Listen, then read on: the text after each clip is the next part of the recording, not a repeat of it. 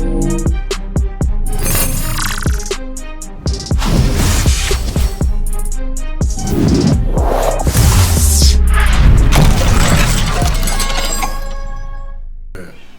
yeah, I'm tired, man. This is my second podcast today. I feel it so much more now. I just can't take what I can now from when I was 19. Really? Yeah. You can't take what do you mean? I'm basically a bitch now though. Like remember back then when we were 19, we'd like stay up till 3. Oh. So I was telling you off camera, like we'd work 3 days a week. Mm-hmm. Like, so hard. What party afterwards and shit? Yeah, I just can't do anything now. Bro, my body's working that. I can't sleep in anymore either. I don't know if you can. Oh, yeah, true, you can't. Because I'm even on a weekend. I woke up on average, I used to be like, I'm not going up, I used to be like, my mom is so weird. Yeah. What the hell is she waking up early for on your day off? You know what I mean? Like, she wake up early on her day off. I'm like, what's wrong with you? And it's like, now, I think when you do like 5 days every day morning, your body clock is like, you know what I mean? Yeah. So it's like, you can't help yourself. So even now, like, I'll sleep at like 2 a.m. or something, and I'll still wake up at like 9 or 8. Before, my average time was like 12 or 1 p.m. So, you know what I mean? Yeah. But it's crazy, honestly, man. Growing up is a mind fuck, man. It's a mind fuck, you know. Even like my friends, like right now I'm gardening, bro. I don't talk about this every podcast, but I don't give a fuck. I love my plants. I know people don't give a fuck. That's a 25 plus thing, man. I don't know what it is, dude. It's so good, man. I can't explain it to you. It's like everybody needs something. People say. I just want one day a gardener to come here and just be talking about plants the whole time. Like, oh yeah, I grew up corn and stuff. I kind of wish you showed me now before we started. No, it's alright. Yeah, I'm kind of interested what happened with your job part. What job? Oh, sheriff or which one? Sheriff. Oh yeah, man. Because I remember that was your big goal. That's all you ever used to tell me. That was my big goal, bro. Okay. Like all I ever used to hear is how you wanted to. Be an officer and stuff, help people. Okay. I always want to help people, yeah. And I was a very good sheriff, you know, personally speaking. I was a decent sheriff. I just started, so I got through the training. Everything was good. What I can say about the sheriff is like I don't know. I can't place the all law enforcement bodies. It's a bit hard to like. It depends on the people you find. You know what I mean? Like I felt like there was like a couple sheriff officers that I'm gonna just shout out. Lisa. Number one, you know, was this single Australian mother, and this other guy, oh my god, I think Sean or whatever. I don't know his name, but these were big mentors. So you're gonna find like the training and the like what things you learn, you're gonna carry with you for life, and the discipline too. You know what I mean? Even that's everything, the biggest one. Because even like right now, like with everything I'm doing, it's only I truly now understand how important discipline is. You know what I mean? I couldn't be doing anything that I'm doing right now without that. And I got all of that from my time at the sheriff. It was a big help. You know what I mean? Yeah. And also with the experiences that you meet, like you get to see the fucked up side of humanity. Obviously, I mean not too fucked up because I don't want to be like. When people hear sheriff, then like I'm a police officer. No, I was not a police officer. People don't. I feel like people don't even understand what police and law enforcement is in general. They don't understand what the objective is behind it. They don't. So I don't want people to hear like, oh, I used to be a sheriff and be like, oh, he was like a gun. Yeah, people have that stupid idea. Okay, I'm gonna make it clear during this podcast. I had 3 duties. I was in charge of court security. I served subpoenas and like court documents to people, and I did evictions. Those were that was the entirety of my role. So I didn't go to murder scenes. Don't ask me about that shit. I didn't go to, you know what I mean? People watch too many movies. Yeah. I mean, I was a police officer. I mean, and the thing is, the cool thing is when working like law enforcement is, it's like I met people who like worked in the military, who's had deployments. I met other people who've been like police officers in like hard neighborhoods and shit. And I met prison officers. So it's like in a way, it's like you meet all these different people from law enforcement, and like there's so many great people, you know what I mean, that you meet, and like there's so many mentors that I made there. Jesus Christ, hold on please. Who is it? What's it called? It's a different structure from normal, you know what I mean? Like in normal civilian day-to-day life, you're like You know what I mean? It's like you're just everybody's like your mate. Even your boss is somewhat. You know what I mean? Equals in some ways, but obviously they're your boss and stuff. But that's a very like yes sir, no sir kind of thing. It's like ranks are very important. Like there's clear distinctions between people and stuff because, and it is important. You know, it's not like a normal work environment because when decisions have to be made, you have to make it without any bickering. There's no time for bickering because things happen like legit in a flash, you know. And it will test your mental fortitude, even like as a sheriff, because you have 99% of your problems are more medical related when you're as an officer. If people think, oh, you're just breaking out brawls and stuff all the time, no, most of the time you're just making sure somebody's in a decent condition for the ambulance to come, and the other maybe like 80% of the time is that, and then the other 10% is just you talking to people, like de-escalating situation. Because most of the time the uniform does the talking for you. Yeah. So you don't have to do much, like, you know what I mean? Like, what are you doing and stuff like that, and pull up on people. And you learn a lot. You gain a lot of confidence because once you're dealing with a lot of conflict, you know, it's like normal world is just like normal day-to-day stuff like that you might get anxiety about, like applying for a new job, changing careers, doing this and stuff. It becomes less fearful of it because it's like you're literally dealing with hardened criminals sometimes who murdered people and they have an evil glare at you, and you know, and all that kind of stuff. So you do develop a thick skin and a bit of confidence.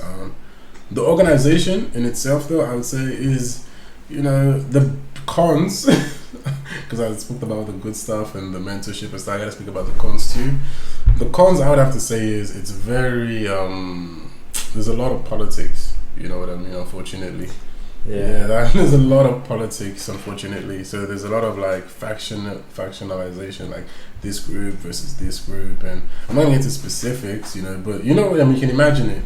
It's like, and it's more extreme because this is my theory. Why I think it's like a bit more serious because it's like it's a job. Is like the truth is, majority of the time you're not doing shit. It's weird. It's like majority of the time, this is what my job is. But the 5% of the time you are doing something. It's extreme. Yeah. So it's like you know how I'm sitting here chatting with you, we're having a laugh, we're talking about life and covering all this kind of stuff, yeah? It's calm. But then it's like, we're having this chat and stuff, and like I feel like when we're just talking every day, literally every day, this is our job. You know what I mean? I think it causes a lot of bitching because people aren't doing work. That's my perspective. I feel like when you have like a bunch of group of people, like 10 plus people, and you're all sitting down talking every day, legit 99% of the time not doing anything. You know what I mean? But also there's a lot of lazy fucks in the world. Of course. People look for any way in life to get out of doing something. Yeah. Like if you give someone the most basic task, they'll look for any way, subconsciously without even realizing, to get out of that. And that's where all the bitching and bickering and gossip I'm telling you, comes from. But legit as an officer, there's nothing for you to do because you just wait for trouble. So instead of looking for something to do, but there's nothing to do. I'm telling you. Like let's say for instance, I'll run you through a day as an officer of a court or something. Yeah. I wouldn't know. I've never. And I'm walking you through it. So I'll come. You start it maybe like 9 a.m. to 10:30. It's a bit busy because that's when everybody's coming into the court. And then at the end too, it's very busy because people are walking out of the court. Because you gotta do scans and check them for any dangerous items, yeah? And then, legit, we have like a 2-3 hour quiet period where nothing's going on, maybe one person at a time. And maybe during that time, you have 1 or 2 officers doing some patrols around the court areas, the outside and inside. But you don't control it constantly. You do it like once every, 2 hours or something. So during that 3 hour period, and what are the rest of the officers doing? They're just staying standby. Yeah. It's important. I'm not saying it's not important, but it's like you're just staying standby. Looking at cameras, seeing what's going on, making sure they're, you know what I mean? So it's just the nature of the job. You know what I mean? There's nothing to do. And when you have nothing to do, people will be talking. And when you're just talking, a lot of bitching. Yeah, you run out of important stuff to talk about very quickly. And you start talking about people. So that's where it builds up. You know what I mean? That's the part of it I hate. You know what I mean? That's the downside, I would say. But other than that, like, it's rewarding. You do help a lot of people.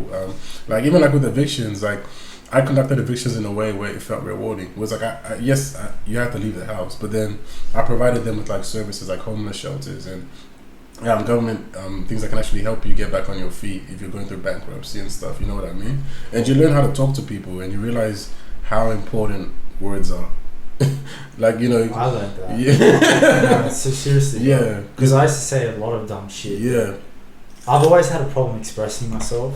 Mm. So when something comes out, I'm like, I didn't mean it to come out like that. But I feel that, and it's so important. Like, yeah, you say a lot of things. And you don't know the impact. You don't know how it impacts somebody's heart. Like, you know, like especially when I went there, like I ran into like a scenario. Like I had to kick this person.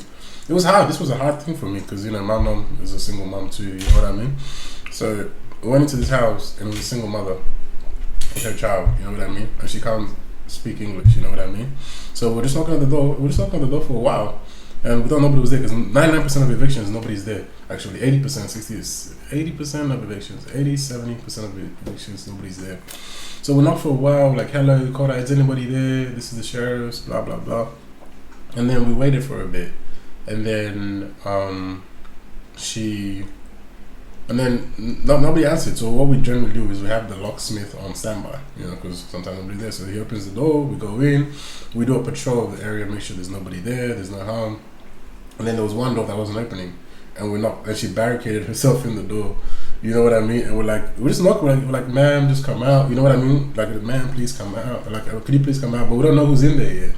You know, and then we hear like a kid, you know, and they're like, oh, it's a kid, probably a thing. And then we got the lady officer to come and speak to her, a bit like that. But she was like, and then she communicated to her and she opened up the door. You know what I mean? And like, that was very hard. You know what I mean? Because she couldn't speak much English and stuff. I'm like, oh, don't worry, we're not gonna, you know, we're just, you know, this is just a thing you can do. You can always appeal your case. Just talking to her, encouraging her. Then we helped her get her stuff into the car and stuff. You know what I mean? So it was one of those things, like, it was still hard because, you know, you're kicking a single mom and her child out of the house. It's still hard. I mean, you still got to do it, but like, you can do it with humanity. You got to like have a mental shift where it's like, you got to think of it like, okay, I can do this in a way that's actually going to still preserve her dignity, still going to give her hope for the future, or no, or you could be that dickhead, just be like, get the fuck out. You know what I mean? Yeah. So it's like, it's really important that moment, and it's like, those moments will stay with you. You know what I mean? So you got to like have a bit of mental fortitude, you know. And there was a similar one too with this guy. He was fighting. I think he used to live with his mom and stuff till she died, and like her mom died, his mom died, and like he has other brothers and siblings that moved on. They're like, let's just sell the house and divide the money. He wouldn't do it. You know what I mean? And he just fought them legal battles and so forth until finally we had to show up at the door. And like, as we were trying to get him, like, talk to him to get out, you know, he was getting his stuff, essentials, and he's like, oh, I'm just gonna kill myself. You know what I mean? Like, threatening suicide. You know, you have a lot of those too. So it's a rewarding job, as in like, you do have people like that guy. I saw him later in the courthouse, and he was like, oh yeah, things are getting better, blah blah blah, you know, in a better state. But you gotta see yourself in a bigger role, because you're in sometimes situations that are very serious and very real. You know what I mean? Like, realer than real. You know what I mean? So it does have that aspect. But even if you're doing good, sometimes you do have those moral questions that you have to like ask yourself. You know what I mean? That you do wrestle with, and I think that's a part of the job. Like, a lot of people will be like, they think they understand, but until you're in that position when you're doing that kind of things, you know, it's not, you know, or like you're in that position when you're seeing those things and like you're living them and you have to act, you know. And I got more stories throughout, but like it will change you. You know what I mean? Like, for me personally, it did change me. I became a bit more distant. I became a bit more cold. You know, for like the period of time I was there, I was not my bubbly, laughy self and stuff. Because people are just trying to constantly try to deceive you. like, people just like, I remember there was this one guy. Who was going through the scanners, and I like asked him, like, this was when I first started. I asked him, like, oh, do you have anything on you? And he's like, no, I got nothing on me, blah blah blah. He's like an older gentleman, you know, you normally have respect from him as an elder and stuff, you know, from our cultures and backgrounds. And I'm like, okay, bet. But I was still going through the processes, and I had to, like, you know, pat him down, like, do the scans and stuff. When I did the scans and stuff like that, he literally took out I found out that he had what's that called? This blade, like, you know that one they use for carpenting? Stanley knife. He had a Stanley knife on him. You know what I mean? And it's like, he was going into like this divorce case kind of thing, situation. And I'm like, so what is this? You know what I mean? And he's like, oh, I didn't know I had that. And I'm like, come on. You know what I mean? Or the same thing, you see like different people you would never think that have something on you, and you catch people out in awkward situations, and it's like your faith in people would just be like, it crushes you. Yeah. It crushes you because people are always constantly trying to lie to you. You know, and it's like, and unfortunately, you do kind of have those tinted glasses with you when you're doing it. So yeah, it's heavy, bro. It's heavy. Yeah, but I love the job. I did love it. And in saying all that, I did love it. It was rewarding. We did help a lot of people. Got into a bit of hand situations, and as you keep going, you get like in the day-to-day aspect of your job, you do get better at it. You become faster at reacting to situations. Like especially split decision making, you become more of a leader. You can better conduct yourself because you're usually the one that everybody looks to when shit goes down. So you become you learn how to handle it, and you develop that, I don't know, gastness or something. Mm-hmm. You do develop a bit of toughness, a lot of toughness. You know, anybody that does it. I did it for a very short period of time, but I gained so much from it. So I would not discourage anybody for doing it. But I'm like, if you're going into it, that's what you got to consider. Now the way I got out of it is I fucked up. I fucked up my life a year ago. Your boy got spiked. I got spiked on weed and stuff. We already went through that and shit. And then I went through a mental breakdown. I recovered, thankfully. But then going back to the sheriffs is like, I think my contract, I could have applied for another thing, but then I think when I went through all that, I had a reflection. I really reflected on, was it for me? You know what I mean? And I love what they do, but I feel like I can still help people in a different way. You know what I mean? And it's like, it's not for me because I was becoming, like personally, I was becoming someone I didn't want to be. Like, you know, yeah, I was becoming very, yeah, you know what I mean? I was becoming that cold. And you gotta be a very authoritarian kind of person, you know what I mean? Where it's like, and like, you know, yeah, I was becoming this kind of person, and I'm like, and then when I had that chance to like step out of it and look back at it, I'm like, I want to get back into that energy, you know what I mean? And it does take a special person to do it, and it's not for everybody, but you should try it, and you will learn a lot of it. But it's not for everybody. I don't want to. But it's not, and I'm not saying I've got my eye. No, I'm not saying you. I'm just saying I'm just saying whoever's listening, because I don't want to be like, oh, he's saying don't join the police and this. No, I'm like, there's certain people who have like certain personality traits that are naturally drawn to it and stuff, and you can serve and do great stuff, but you just need to know that like it will change you for the better or worse, unfortunately, sometimes. So that was my experience. So then after that, I'm like, okay, I'm still gonna help people. So after that, I did a bit of I worked with Medicare, so then remember like the vaccine the COVID rollout and stuff. I was just in the things, and that was. I started slowly becoming my old self again, you know, like after getting distance from it. So I just learned that was more for me, you know what I mean? Yeah. Yeah, bro. So that's what's up with that job. That's what happened. That's what happened, man. That's the real. That's the real. Yeah. No, I can kind of relate to that. What about your job? Like, how did you find yourself in claims, bro? I was like, I know what I mean. I'll run you through the drill. Okay. It's like after that story. So I was doing building, and I feel like I never wanted to do that. I actually wanted to do law enforcement from the start as well, but I wanted to go through a different avenue to. Like, I feel like you gotta understand. Because I researched a lot about it. Yeah. People don't do that. They don't understand what they're getting themselves into. I knew what the difference between what you were doing and a regular officer. People think that regular officers are doing a certain thing. At the end of the day, they're just sitting behind a desk dealing with people's bullshit. Oh, they did a hit and run. Oh, my neighbours, you know, got the music. Yeah, you gotta understand each role, and I just never really knew what role. Because, like you said, each one fits a specific person. Yeah. I don't know. It took me a bit long to figure out who I was, I guess. So I kind of let people talk me into doing building, and I finished it. And I got qualified. And when it came time to getting my license, I was like, "Fuck this." But I'm not like the safe level route. I'm like, "Fuck this! I'm not doing this for the next 20 years and dealing with these people. I can't fit in with those people for 20 years." We just wouldn't buy. So they found me the insurance job, and it's still to do with building, but it's just more dealing with insurance. people. But I'm honestly only staying there temporarily because I am passionate about counterterrorism. Okay. And I'm actually in the middle of applying for the military. Shit, man, really? Yeah. Congrats, man. Thank you for your service. I mean, when you get there, not really, man. It's that's amazing, man. Yeah, I just and like, you know, those military boys, you know, they're good men. It takes a special person. It does. At the end of the day, I does. feel like I've been through enough demons that I keep to myself. Yeah. And nothing phases me anymore. Yeah. Like nothing.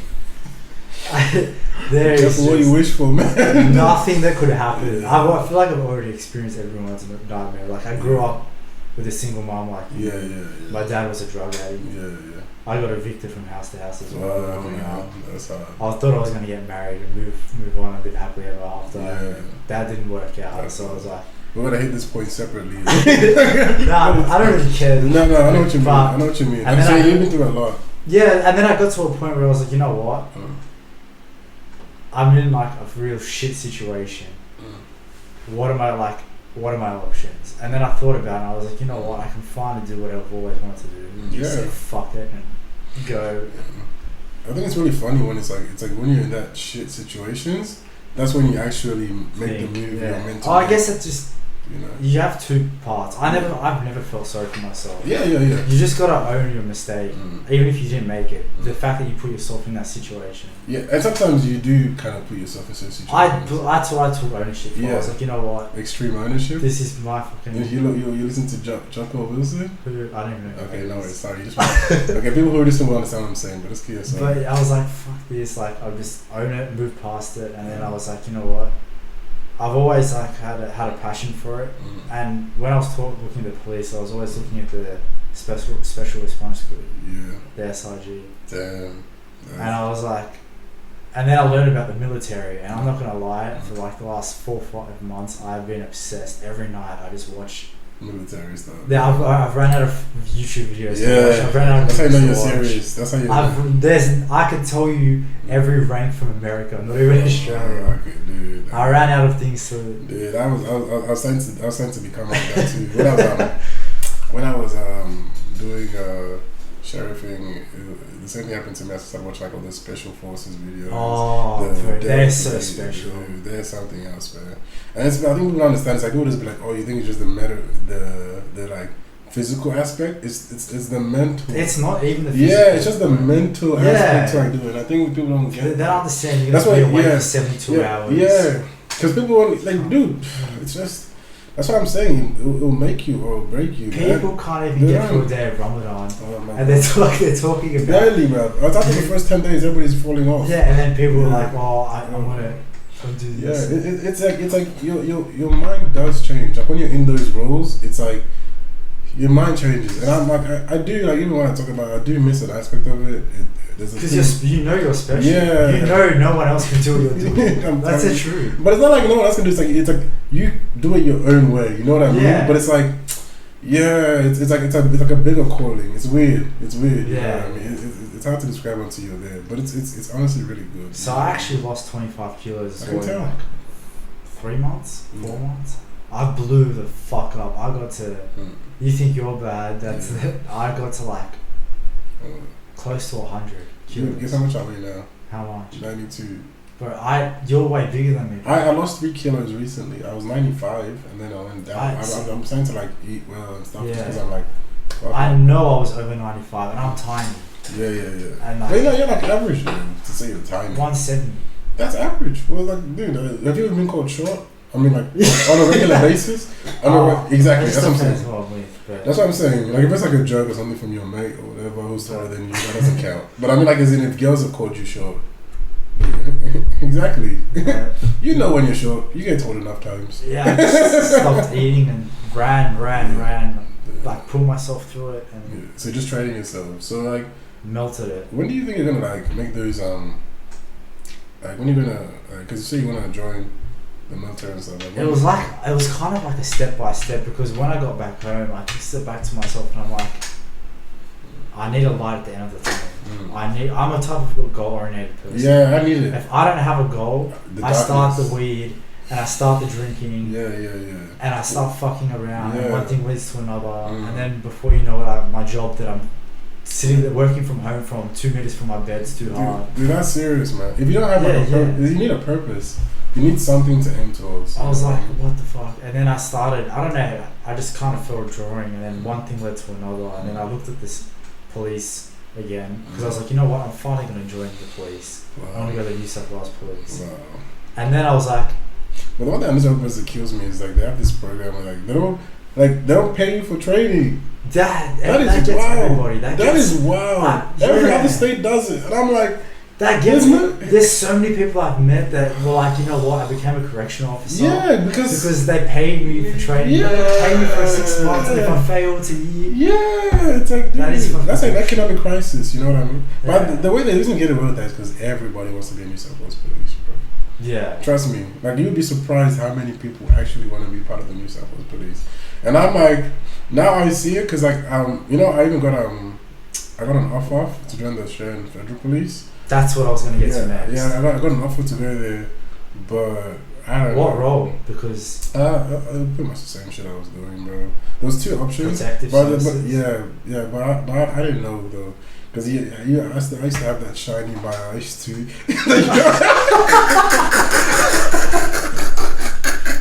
No, I don't know what I'm getting myself. No, it's not as bad. I promise you, it's really good. I'm telling people, I don't want to make it sound like I don't love the job. The job is awesome. It's like legit. Imagine you and your... I always say it this way. Imagine you and your mates going around rolling people, getting paid by the government. No, and like the relationship you have with your sergeants and your stuff is so much more like personal than a normal professional relationship. Like, they actually really care about your family and stuff. Like, because when you're in that role, like with your men, pretty much, or your squad, it's like you have to you have to care for people in a much more deeper way than like what we're doing here. You know what I mean? You know about their families, their this, because everything you do outside significantly can impact your role. Yeah. You know what I mean? Can impact your decision. You know what I mean? You're going through a divorce, and then you come in and you're supposed to, like, you know, all of a sudden you don't really care about these women getting hurt anymore. Yeah. You have to learn to put whatever. Yeah, but I'm telling you, but it doesn't really happen because they're humans. I think a lot of people forget that. You know, like the only people that I've seen, another thing is I was going to get to. I spoke to someone in Special Forces, and that's what kind of really lit the fire in me. When I saw that there was a whole nother level to a human being. Yeah.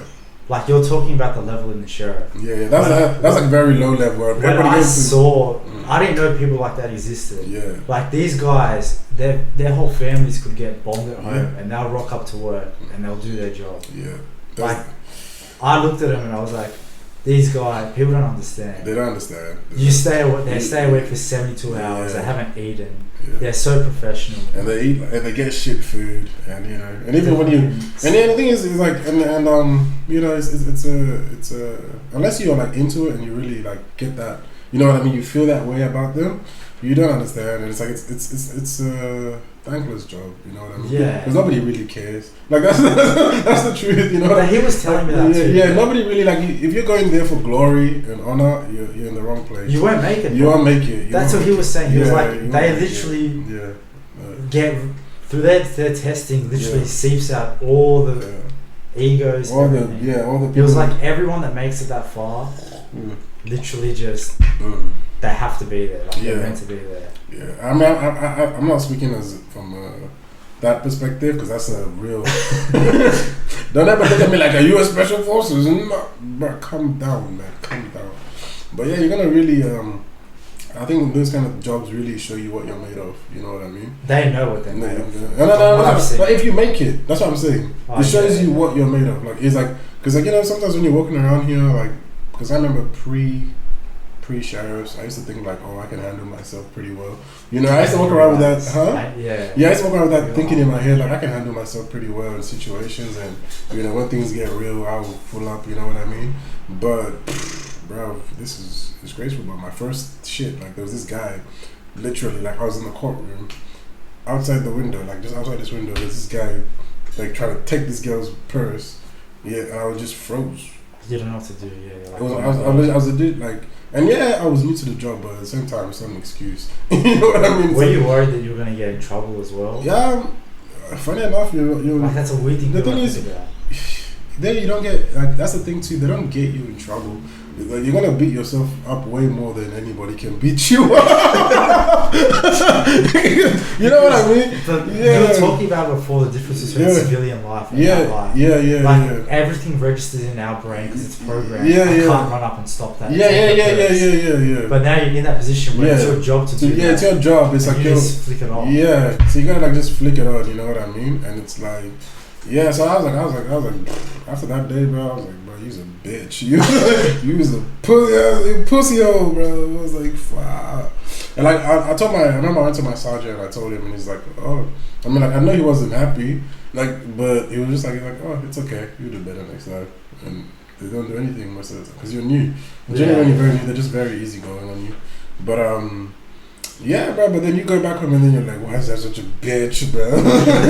But later on, they were going to start roasting you and stuff and all that kind of stuff, jazz. But yeah, bro. It was crazy. But then after that, I got a bit better, got a bit more on the move, got a bit more active, you know. But it's good, man. Would you have done anything different? No. I remember you always telling me. No, I'm talking about career-wise. Oh, no. I'm so grateful for that experience. You know, even me, there's a part of me that's still like I really respect police officers and military men and stuff like that because even the first, even the ambulance. I respect them so much, like so highly because it's like I know what's up, man. to a little degree, and I know like you know I don't want to get all poetic and romantic and stuff, but like. Bro, they're literally like the wall that stops the darkness, bro. Like the wall's a dark place, man. Like people don't really like, you know, like we have consciences. Some people honestly don't have that same conscience as you. You know, you might think like, oh, you know, you walk around normal day, you think people are normal, man. Some people have literal people in the dungeons. You know what I mean? And you get to, and you see the worst of humanity. You know. I feel like that's something I didn't even realize yet, but I'm starting to. There's like a whole other world. Oh, it's because I've got a 14-year-old brother. Yeah. And think about when we were 14. Yeah, I know the dumb shit. I didn't even know anything outside the fucking PlayStation. Yeah. And I'm trying to explain to him, dude. Yeah, but they won't get it. You know, they gotta live it. You know what I mean? Like there's terrorist attacks on our country happening. Constantly. Yeah, every day. Even like in the courtroom, there was constant bomb threats. Yeah. People become the thing and they wouldn't know, and then they would just tell us, "Oh yeah, we're on extra high alert today because there's a bomb threat at the courthouse." It doesn't make news every day. Yeah, but, it's never makes it. Yeah, you know what I mean. So and you know that, and you know, and then also you know about other of your colleagues that have gotten stabbed in different areas and stuff like that, and yeah, you know, so your world perspective changes, you know. It does changes in like no matter like maybe sometimes some officers aren't doing the best practices or whatever they do, you respect the institution as a whole, you know, because it's like it's necessary, fam. It's like if you think it's not necessary, I'm like you living a very cuddled lifestyle, you're living a peaceful, loving lifestyle, and like good for you. I'd imagine, especially with you being married, it's hard to be family doing that shit. Oh. Yeah, but it's kind of like it motivates you more in a way. It's weird because it's like it makes you realize just how you have something nice to come home to. Yeah, you know, it makes you. I think it depends on who you are, but I think it makes you value and treasure people more because you realize how fleeting it is. How like you know, some kind of homes that some people come from that are in that like criminal life and stuff like that because you're dealing with them and stuff. It makes you be a lot more grateful for your situation. You know what I mean? Because you peered into the darkness a little bit. You know what I mean? And you know how. And the thing is too. The thing is, I see like, as for me when I saw it, it's like I'm like, that could have been you, bro. You could have been you could have walked that other path and then gone that. You know, going to prison, smoking drugs in prison, drugs and selling your ass. Did you ever get scared that you would growing up? Huh? Oh, dude, multiple times. I was, you know, we grew up in the area. We know what it is. The area, you know what it is. You always have that option is like, that's like a wide open door for you. Every time I fell through a dark hole in my life when I started smoking, I could like feel myself getting one step closer. Yeah. Like every day that I did it, but you know, I was like becoming more and more a loser, and I was aware of it. Yeah. And I was like, Here comes back, and there goes by another week. You did nothing. No, but it's different. Like for us, it's different because I feel like some people have a predisposition. Like us, we did stupid things to ourselves. You know, like smoking out. I knew I was doing it while. Yeah, but that was like stupid shit. But you were like, there's different levels. Some people actively go and try to hurt people. You know what I mean? Like they try to peddle it to people. You know what I mean? Like they know what they're doing. You know what I mean? They know. I feel like everyone knows what they're doing. Yeah, that's what I'm saying. Everyone knows what they're doing. Like, but we make stupid things that hurt us. And it's still wrong, but we're hurting us, and by hurting us, we're hurting our families and stuff. You know what I mean? Which is still bad. But I'm saying that is one level of bad, and I have a lot more empathy for those kind of people.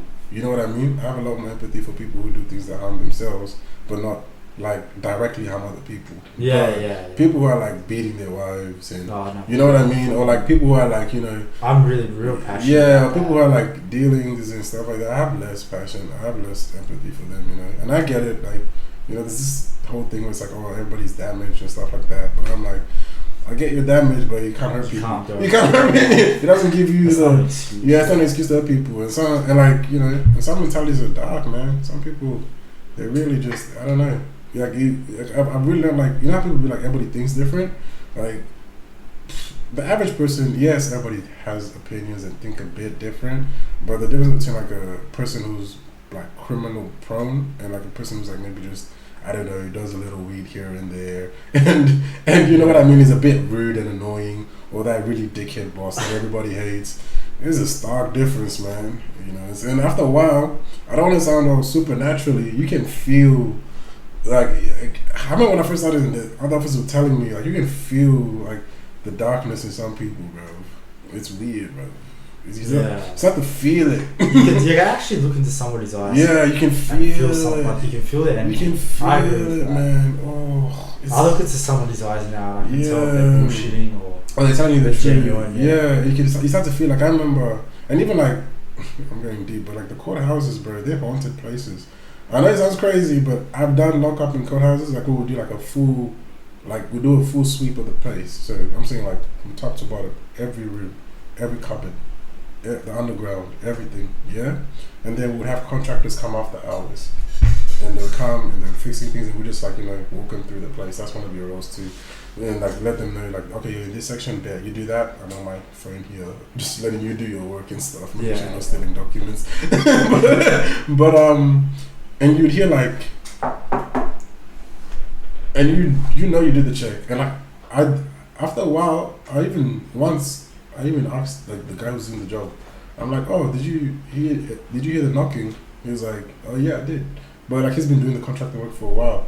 He's like, yeah, it's just you know, it's like this person that died in the underground prisons and this year. Yeah, we know about that. That's been the case, and it's in legit. Because courthouses are places people are sentenced to death and stuff in the past and stuff. So you legit do, and people don't believe me, but that is really like it's literally like being honest. I don't understand it. I don't not believe you. Yeah, I haven't been in there to understand. I know. So it's like I can only listen and be like, oh shit.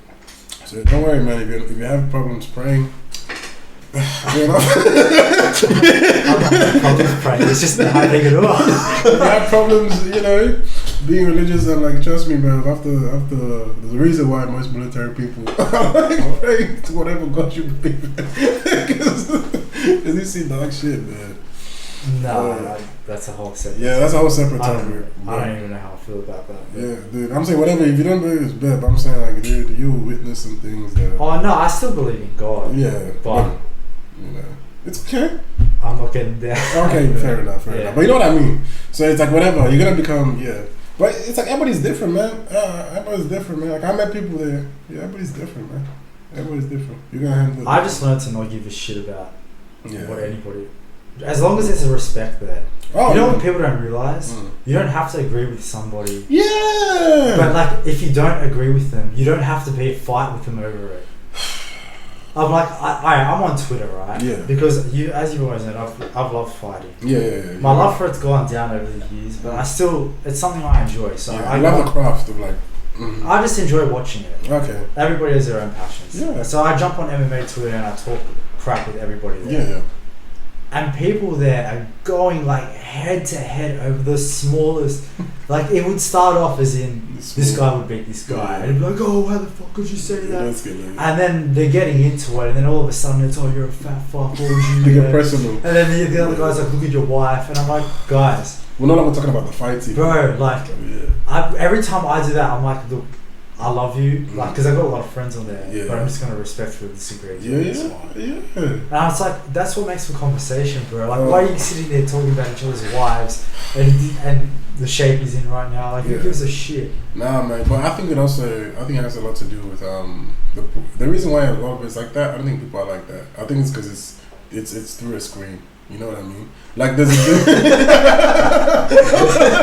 I'm telling you, bro, 100%. I'm telling you, majority of those guys, if they were sitting as close to you as I'm sitting to you right now, you know what I mean? Like I could disagree with something you say now, dude. And I don't care. It's remember how they say like screen warriors? It's the screen. Like people, like human beings. The way we're supposed to talk to each other is. You sit here, I sit here, I look you in the face, you look me in the face, you know what I mean? And we talk, but when we're talking through a screen, there's that detachment, you know what I mean? There's that like, because I feel like, okay, for instance, like with guys, pretty much, we know there's a point in the conversation where if it gets too heated, I'm gonna punch you in the face. You know what I mean? There's a point in that conversation where you're gonna fight somebody, So there's that deterrence always there. So if we're having a disagreement, like I remember like my last mate who was here, Cheyenne, we were talking and we were talking about like the COVID stuff. I'm not gonna get into it with you, but we were talking about the COVID stuff towards the end of our conversation. And I'm just like, I'm sus of the booster shot, you know what I mean? And like you know what I was talking about, I feel like these motherfuckers don't know what they're doing and shit. And he was talking about all the good points about that kind of shit, you know what I mean? So we still don't disagree, you know what I mean? But it's like bet, we disagree, you know what I mean? But but like if it was like through a screen and I didn't know this person or like, you know what I mean? It's like people feel like you can get away with more. Like, oh, you dumb fucking idiot, kind of blah blah blah. Say that while somebody's 5 feet away, 2 feet away from you. People can't acknowledge that they can be wrong sometimes as well. Yeah, that's bad. Like, that's bad. You know. I feel like you're stupid then because if you think you're the bit, like all the time, I'm happy to be wrong. I changed my opinion on the vaccine. Constantly. Example. I don't care like to get into it deeply. Yeah. I proved myself wrong. Yeah. I actually got COVID, and then after I got it, I was like, you know what, I'm kind of grateful I got the vaccine. It's fucking, I don't know what. You don't know what happened. Yeah.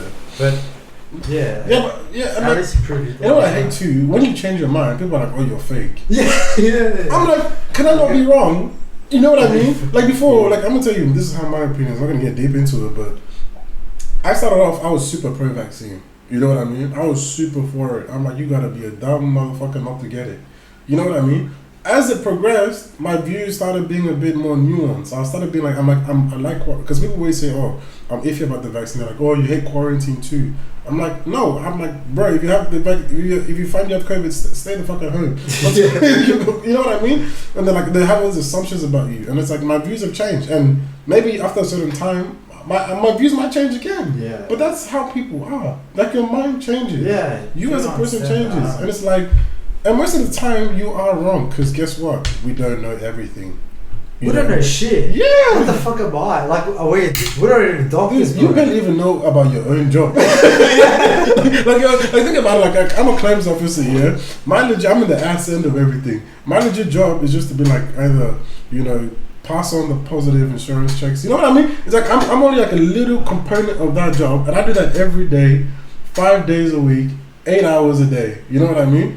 And I still am not bothered. And if you ask me about how is the process of this whole company working, I'll do it for 20, 40 years and be in that position. And I'll be like, bruh, I only know my little thing. So why do you expect me to be right about everything? Like, I just have opinions about things, like vague opinions. Like these are just my thoughts, I'm in the same boat because we have a specialist line.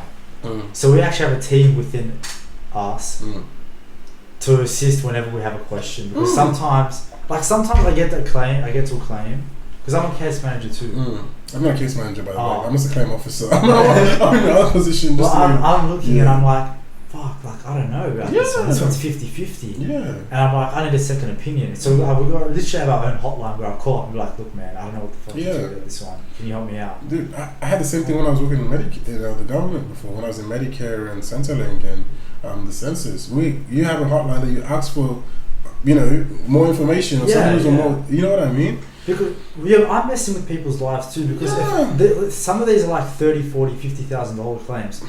And if I say no and it was supposed to be yes, like there's nothing wrong with getting it, like ego check and go and ask for help. Yeah, some people can't hack it, bro. Some people can't hack it, Like some people see it as like the ego trip, bro. The ego trip, And I'm not saying I'm perfect. I'm saying I'm completely above it too. I'm gonna be like, oh, you guys are saying you guys are way better than that, and everything. Like in some situations, I'll be like, my ego will get the better of me at times, and I'll be like, oh yeah, I'm right. Oh yeah. But then I have this thing where it's like, I'll always look back at what I did in that certain situation, and if I was being a dickhead, I would legit punish myself. Same. More than even that little instance, you know what I mean? 100%. Or not behaving in a certain way, I know when I've been a dickhead. Yeah, I know at the time. Yeah, but afterwards. But after I reflect, it could be a year later. And I'm not gonna lie, that's why I said, like, honestly, Danny, you're a real one. That's why I wanted you here. Now, I'm not gonna lie, because it's like certain people, I feel like certain people you meet, even like that's why I feel like you came, because like certain people you meet, if you knew I was a dickhead, when you met me, or you knew I was on that bullshit when you met me, if I invited you to come to my podcast, bro, you'd be like, no. Yeah, but it's just like, certain people you meet, you're like, oh, this is a genuine person. Yeah. You know what I mean? Like, there's just some people in this world where I could go 5 years without talking to them. And if they ask me for one thing, I don't give a shit if it's in, like, if this was in Melbourne, I swear, I'm not even joking. I would have let you, bro. I would have come, bro. I know you would, bro, because I know you're a real one like that, And it's like, fuck. But the thing that told me the most about, what I learned the most while doing this podcast is, bro, I gotta fucking keep in touch with people. Yeah. No.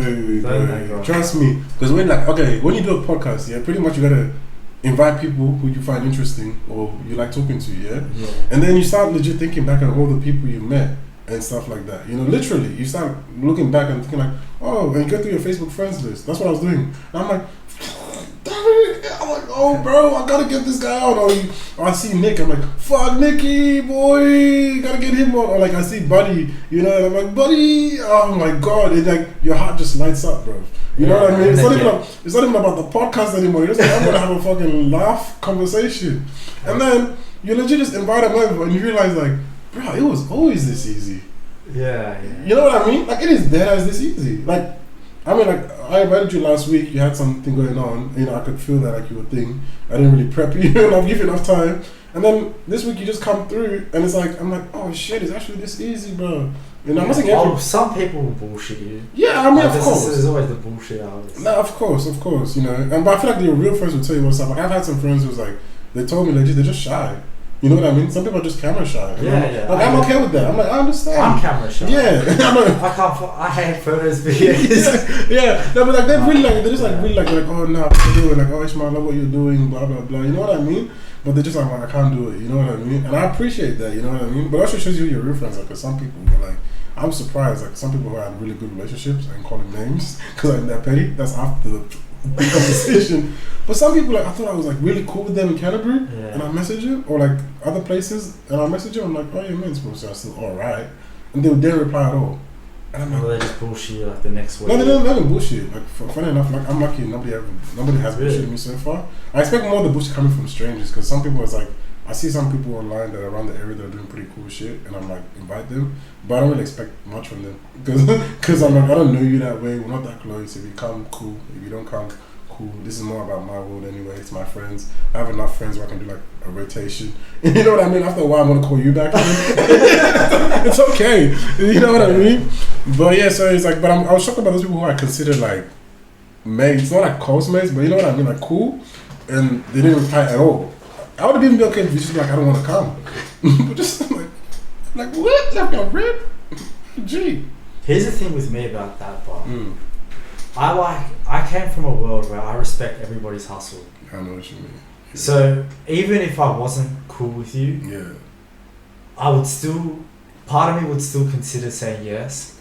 Just because I'm like, if I see somebody trying to do something, Like help them. Yeah, like for example, Nick opened up his PT. Yeah, what a sick guy. And I'm like, bro, how can I help? Like, I'm thinking in my head, how can I help? Do you know this the guy? PT's name? You can actually. I don't know actually. Okay. But at one point, I'm even thinking to myself, I need a trainer. Yeah. I want to get in shape. Yeah. Real shape. Yeah, like real proper shape. Yeah, like I'm in pretty good shape now. I know, but I want to get like the abs and like get like, you know, be fit. Elite, yeah. And I'm like, bro, you know what? In my head, I'm like, but these are the things I think about. Like, if I get him to like train me once or twice a week, and I can like be his dummy. Yeah. And for 2 months, be like, oh, look what he did to me. Yeah. Or some bullshit and blow it up. But I get something out of it anyway because I want to get fit. But it helps other people, you know. Dude, it's reciprocal. You know what I mean? I always think about this. It's like respect people's hustle. Yeah. Yeah, but I'm telling you, we're talking about that's you as a person. I know that you got that in you as a person. You know what I mean? And you come from that same what's it called? I hate that. What's that called? Rude. You come from that good stock, you know what I mean? But this is not the world we live in, man. Oh yeah, you know what I mean? Yeah. There's a difference between who we are and the kind of world we want to create, like that good, like reciprocal, love, respectful world. Oh, even if we disagree, we don't have to be like, that's a boring one where everybody's like, I agree with everything. We call that authoritarianism, people.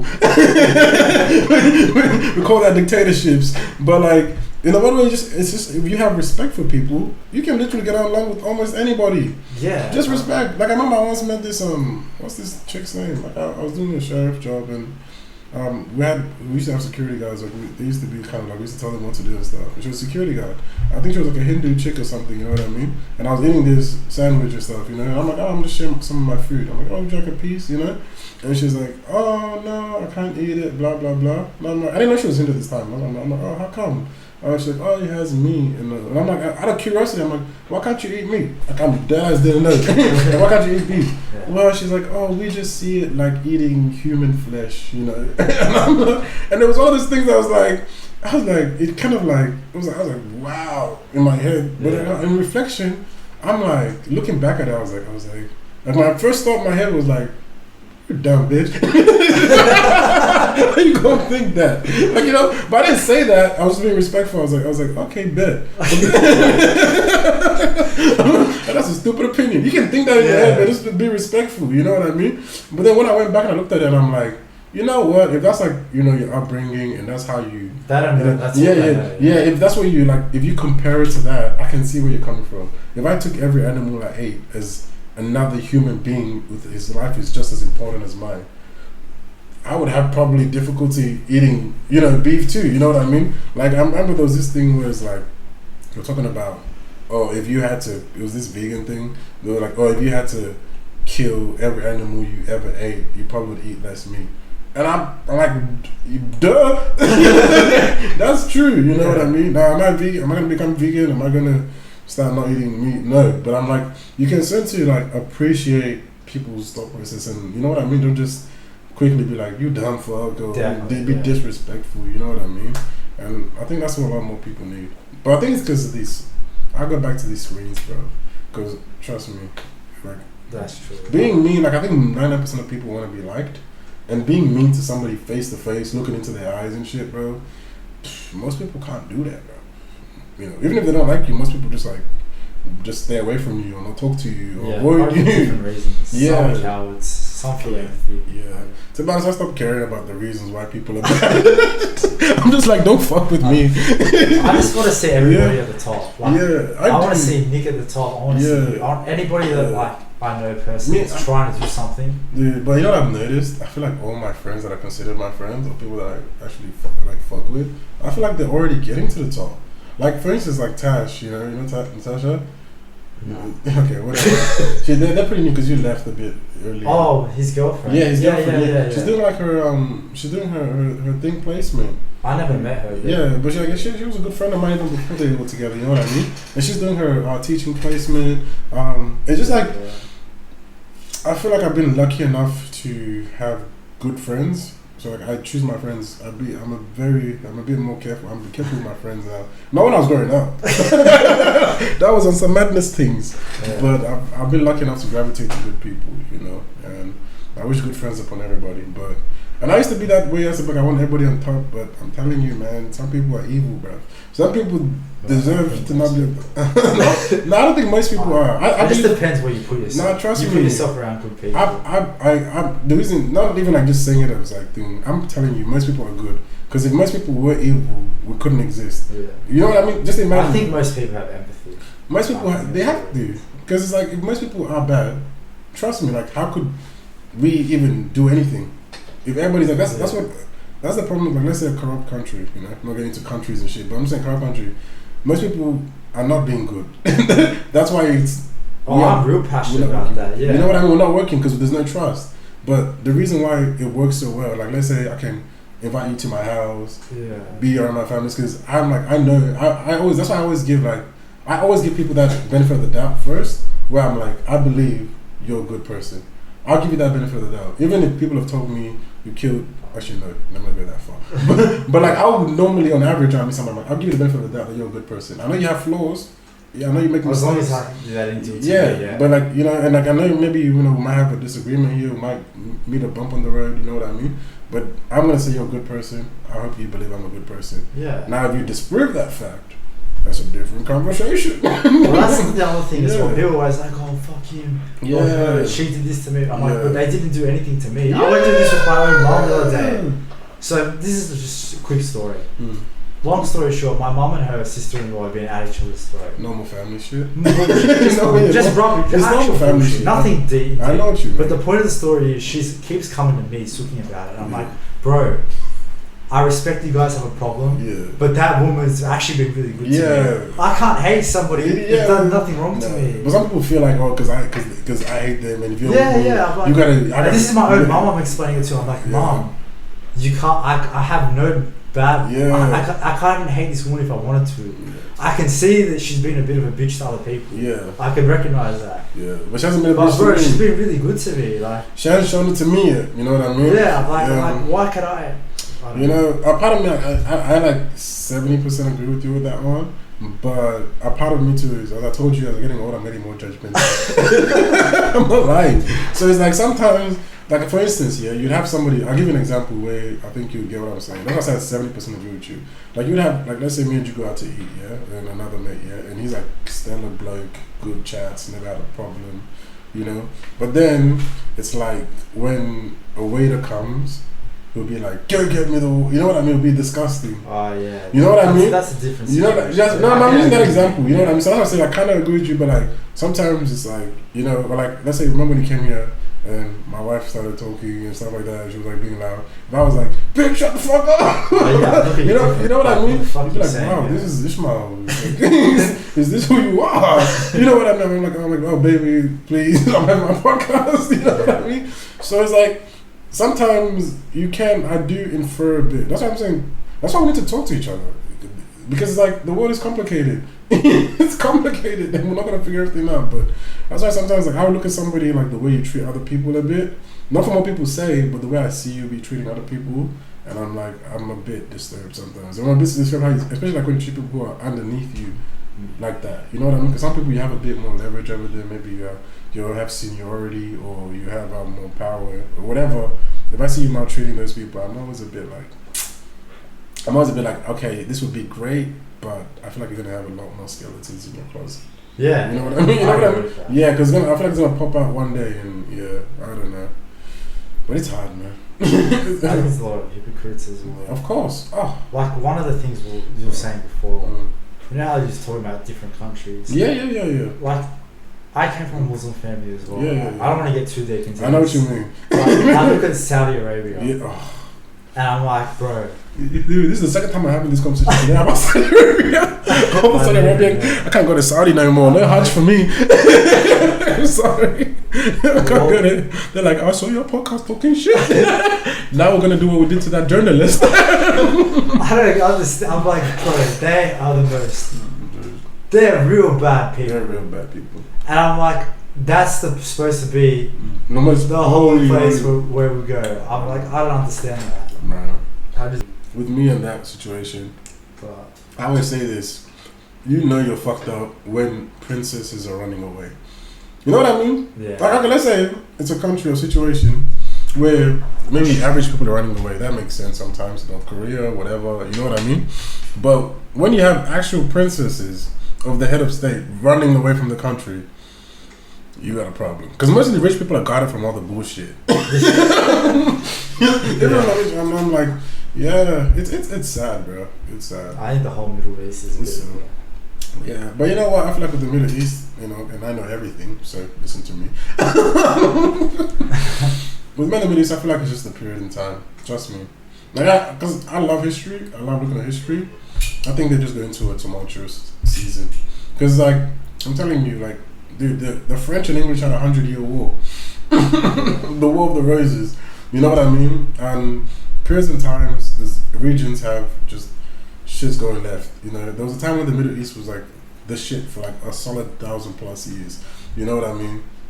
You go through moments, and like when we're living through this time and space, sometimes we get like our views are a bit just so static that we forget. Like these people were like, there's a reason why most of the stars' names are in Arabic, Al whatever. Yeah. You know what I mean?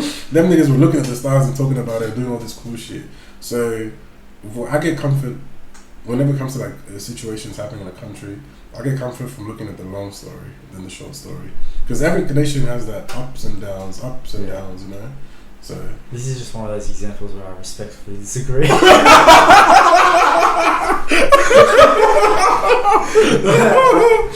love it.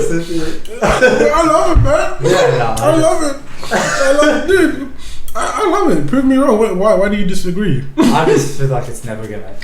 I feel like it's never gonna. There's never gonna be peace there.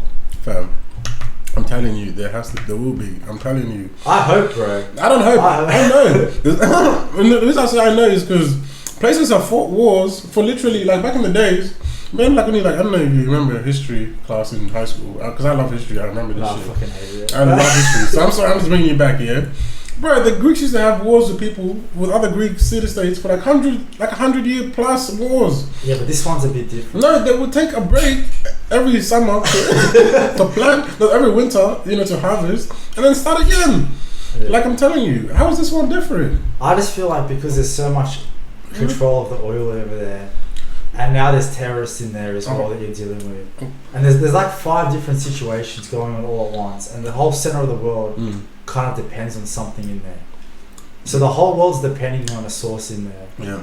And they're all fighting amongst each other. And one is capitalizing on that to divide and conquer and stuff. I just feel like, at what point is it going to get resolved? Like, how's it going to get resolved? The reason, I think you're thinking about it in terms of in your lifespan. You know what I mean? Step out of yourself. Here's the other thing, but I also feel, I feel like in this country, one thing we're really good at is adapting to different cultures. And like, I'm not trying to sound racist or anything, but like, I love black people, right? Yeah. But it's not like that everywhere. Obviously. I feel like that's never going to change as well. But we grew up here to love. Yeah. Over there, they're mad backward cunts. Yeah, I know. They have slaves and shit. But they're not changing as the generations go down. We're changing. So your kids, at some point, one of your grandkids or kids are going to marry a white person. Maybe. And someone's going to do it. Like, don't marry that white bitch. Someone. Look, how dare you, motherfucker. Someone's going to fucking do it. You gonna get you a black woman. At some point, someone from my sister's like wanting to marry an Italian boy. Yeah. So the generations, we're changing. Even my close friend Malam, I love him to my heart. He's married to a Lebanese girl and stuff. See? Yeah. But over there, they're mad backward cunts. Their kids are learning what their fathers are doing, and nothing's changing. Dude, I think, okay, I'm telling you, I'm not saying, even right now, yes, Australia is like, that's why I say I don't really stress about Australian issues that much, because I'm like, I said this in my last time too, I think we're just lucky. We are. We're like, dude, I feel like Australia is like easy mode in terms of countries. In terms of countries, it's like easy mode. But, dude, I'm telling you, you know how you'd be like, all these problems you list about the Middle East and stuff like that, and different regions. I'm telling you, it's just a season, man. Things change in ways you will not believe. I'm not saying, because I've seen it. Okay, look at this, I think it was like, right now it's 2020, so it's 70, 80 years ago or some shit, I would have probably been killed for just looking at a white bitch.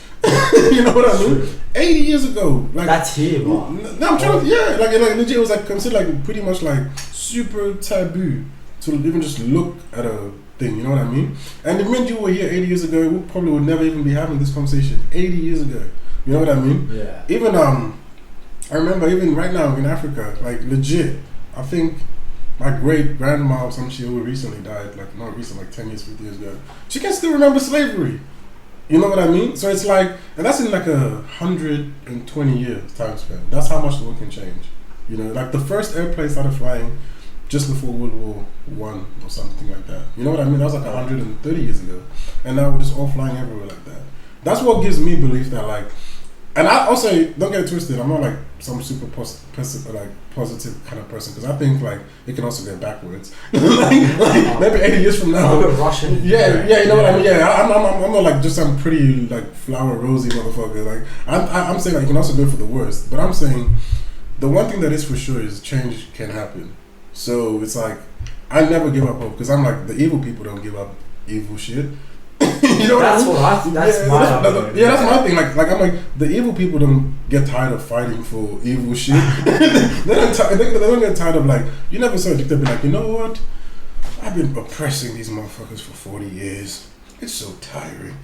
let me give them some freedoms. They don't get tired of it. So I'm like, why do we like? And I think at the end of the day, like legit, when you have nothing, that's and I just have hope in a better future. And that's why I have to believe in good.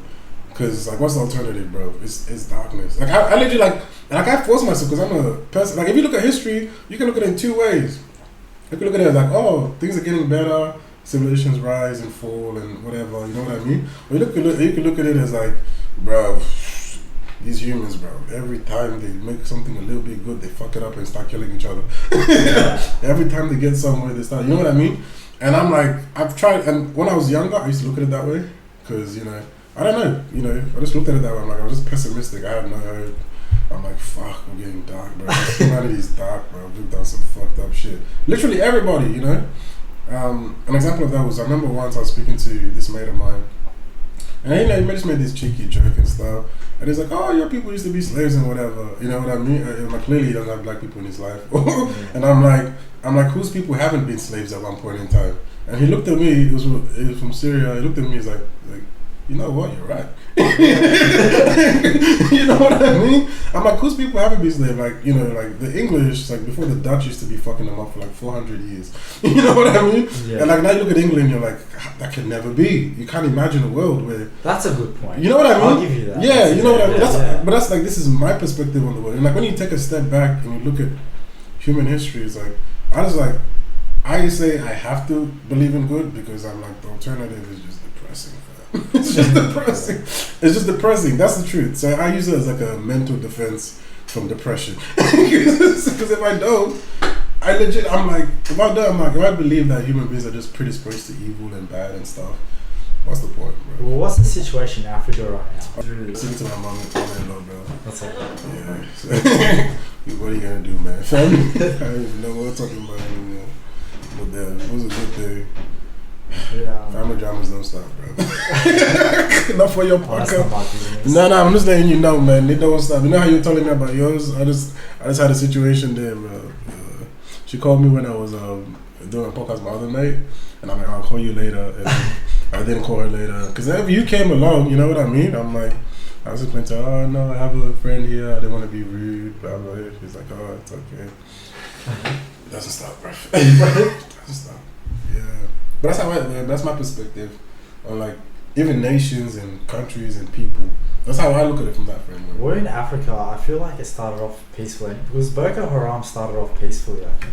I don't know about Boko Haram, but I'm pretty sure they started off as a peace thing. They always do, bro. That's how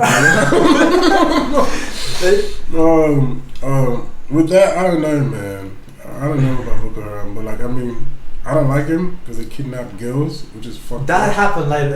Apparently, it started off as a peace thing where they were trying to, get their peaceful message across the world. It took one person to get in there and make a wrong example. Is it one person, bro? You know what I mean? Like, it's like you got insurgents and stuff. I'm not there. Yeah, like with Nigeria's complicated, bro.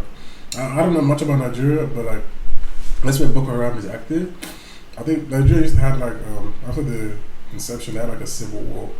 So they had the north. It was like literally the Christian and the Muslim north. Yeah, the Christian south and stuff.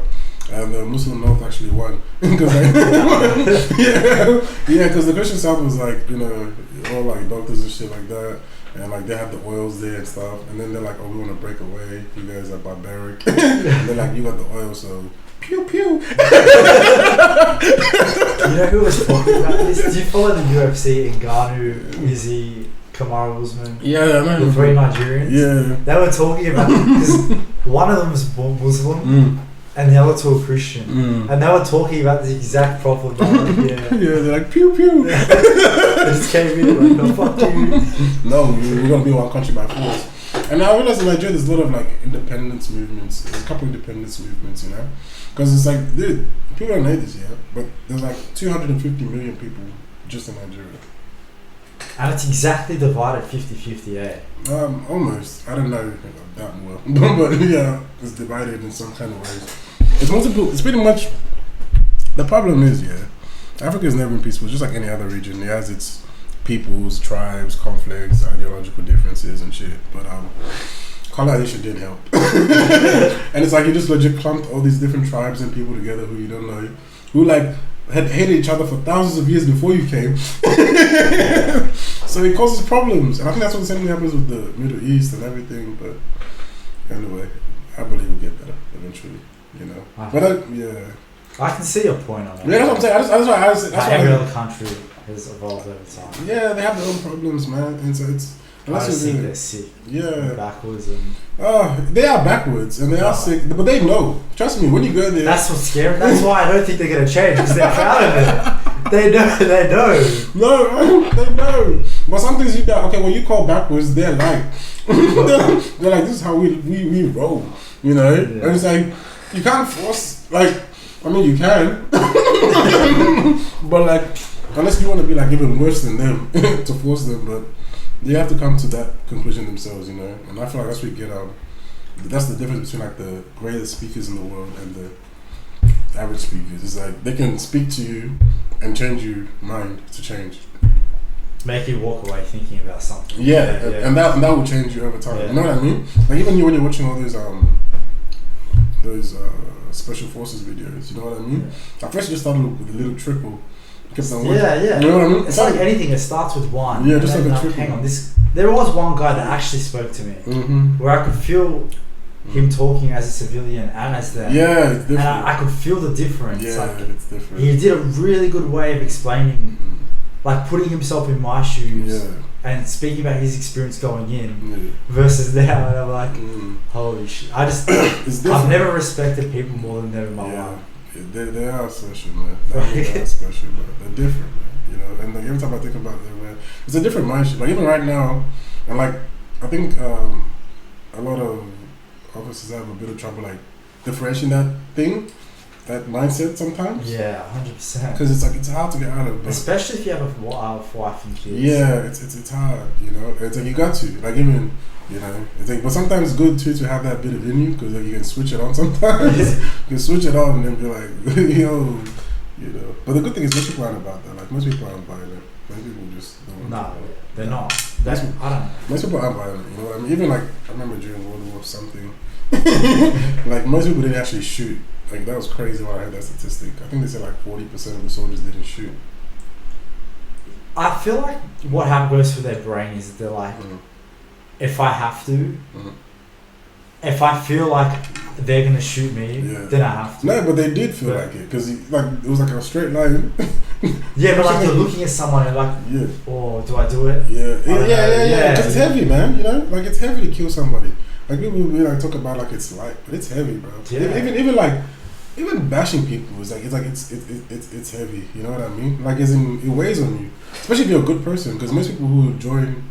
You gotta think about the kind of people who generally join the military. You know what I mean? There's either two kinds of people. There's generally two kinds of people. I find people who are adrenaline junkies.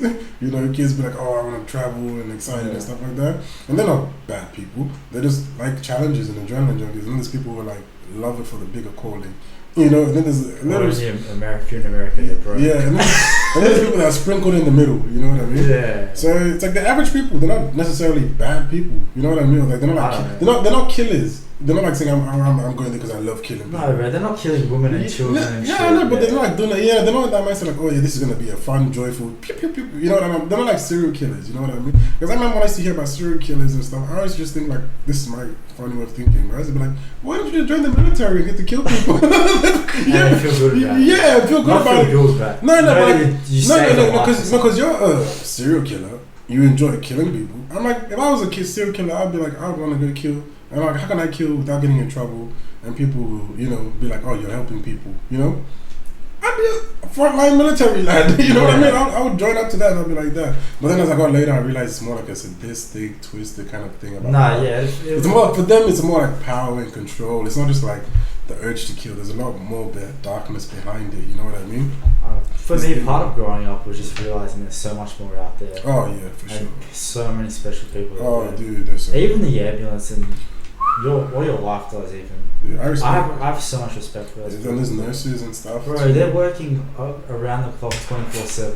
The nurses came through. Nurses and doctors, man. Even like I remember like when I started hearing doctors started dying because of the COVID and shit, bro. I feel like people don't really. Yeah. But you know, I wish they told me this shit when I was 18. Maybe. So I knew. But to be honest, I don't think you're ready when you're 18, man. Like I had no idea what special forces was. I had no idea how hard a nurse's job was. A firefighter. Dude, even like those mental health people, you know, that's me. Like yeah, bro. Like I wish they came to a school and explained. Or those trauma center people, you know, those like like the one job I would never do is like those domestic violence people that like talk to those domestic violence shattered ladies. That's hard. But I remember I couldn't do that either. I'll tell you a story. I was in Liverpool courthouse, bro, and you realize how disgusting domestic violence is when you work in the courthouse. Because like Tuesdays is Domestic Violence Day. I implore you to just like walk by a court building on Tuesday and just look at it from the outside. You see lines coming out. Lines coming out into the streets. Yeah. You don't notice it because you never look at it. But so that's all just domestic violence. That's the most busiest day for us. Tuesdays. And this lady, I think her partner was there who did it because the officer had to go to court. And the guy's like sitting there doing one of these. Just like, you know what I mean? She comes to us crying, imagine like a short Asian girl, you know what I mean? Just comes up to you, she's crying, she's like, oh, he's there standing, you know, I'm petrified, blah, blah, blah, blah, blah. And what they call it. And then I was like, she's just like scared, like to the core. And I'm like, what the fuck this guy do? And she's there like, and then my sergeant just went up to him and was like, oh, sir, could you please move over there? And then, you know, he moved and then she sat over there. But it's just like that kind of thing where it's like, you see that, and it's just like, I'm just like, nah, man. But you know what's crazy? You know what, it's like, send me to go bash more people. that's what, they're the cases that we know about. Mm-hmm. So many cases we don't know about. Yeah. Mm-hmm. Like, I personally, this is on a personal basis, know a couple people that have dealt with it and just haven't been able to go. Yeah, I know so many people, man. I know so many people. I understand why they can't get help, but my point is, it's just that's how much that we know about. I'm doing criminology. I think 25% of all crime isn't reported. Yeah. Yeah, it's like they call it the dark side of crime, you know. But it is what it is, man. We can just try our best, man. What's next for you now? What's next for me? Damn, you should be the one holding this one. You got all the good questions. Yeah. Okay, for me right now, I'm doing like what I'm doing currently, because I think that's a good place to start and then say what I'm going into next. Obviously, I'm doing this podcast, as you can see. I'll continue to do this. What's going to come next with the podcast, I'm not going to tell you guys, because that's after our conversations. You know, it's a surprise. Come and join Ismails world if you want to know. What's next for me now? Right now, I'm currently doing remediation. So it's kind of like, you know, you look insurance, so you know what remediation is. So pretty much, you know, people get sold insurances that, you know, you heard about the Royal Commission that came out, and they found out that institutions were selling bullshit insurances. And 90% of people never did, blah, blah, blah. So I work with a startup company, we help people. I don't know, I've always liked jobs that help people. That's why I asked. Yeah, I find that. So I'm always just dreaming that because I feel It's more a selfish thing. People be like, oh, it's a selfless thing, but it's more a selfish thing because it just literally makes me feel good. It makes me feel like there's a purpose to life. It's getting enjoyment. Like I think some people get enjoyment out of torturing people. I just get enjoyment out of seeing people prosper. It just makes me feel good. I know you made a difference. Yeah, it makes me feel just like complete. So I see it more like a selfish thing more than anything. So we just help people get back their refunds from bullshit insurance that even the institution is selling it new. That you would never use it. That's why they sold it to make a couple extra bucks after the Royal Commission came out. So that's what I'm doing currently. But moving forward, I want to do this podcast because I love podcasting. I got inspiration from obviously Joe Rogan. I got inspiration from Jordan Peterson. I got inspiration from a couple others too. I got my podcast here. I just like smart, interesting people, and I like iBooks and stuff. So I'm like, wait, I think I got interesting, cool people in my life. So let me just send these people up, and we just have chat it up, and I'll learn more. And I think I'm doing this podcast more for me than anybody else. I'm like, can I do something where I'm talking to interesting people, meeting people? You know what I mean? So you're done with the police, you'd say? I'm not completely. Or law enforcement? Not completely, because that's what I'm going to next. I'm going to be doing this.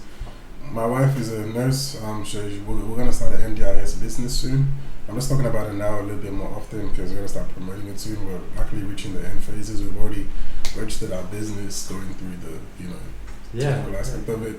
So she's really passionate about that. Helping disabled people get actually proper care and all that bullshit care. You know what I mean? Because anything, you know what I mean? And finally, my goal is, after I finish my criminology degree, my goal was actually to work in community service officer. I was going to do that, where I work with people who are just coming out of jail. Because I do like catching bad people and punishing bad people. But I feel like the way, because in criminology we learn that jail's rehabilitation. Yeah, I believe jail should be punishment / rehabilitation. As in punishment is in this place you don't want to be, it's shit, but it should rehabilitate you, because most crimes are committed by the same people. Like we learn about retention rate, so it's pretty much the people who are in jail are always the same people. And if you're let's say your old man was in jail, or one family member of yours went to jail, you have a 200% chance of going back to jail.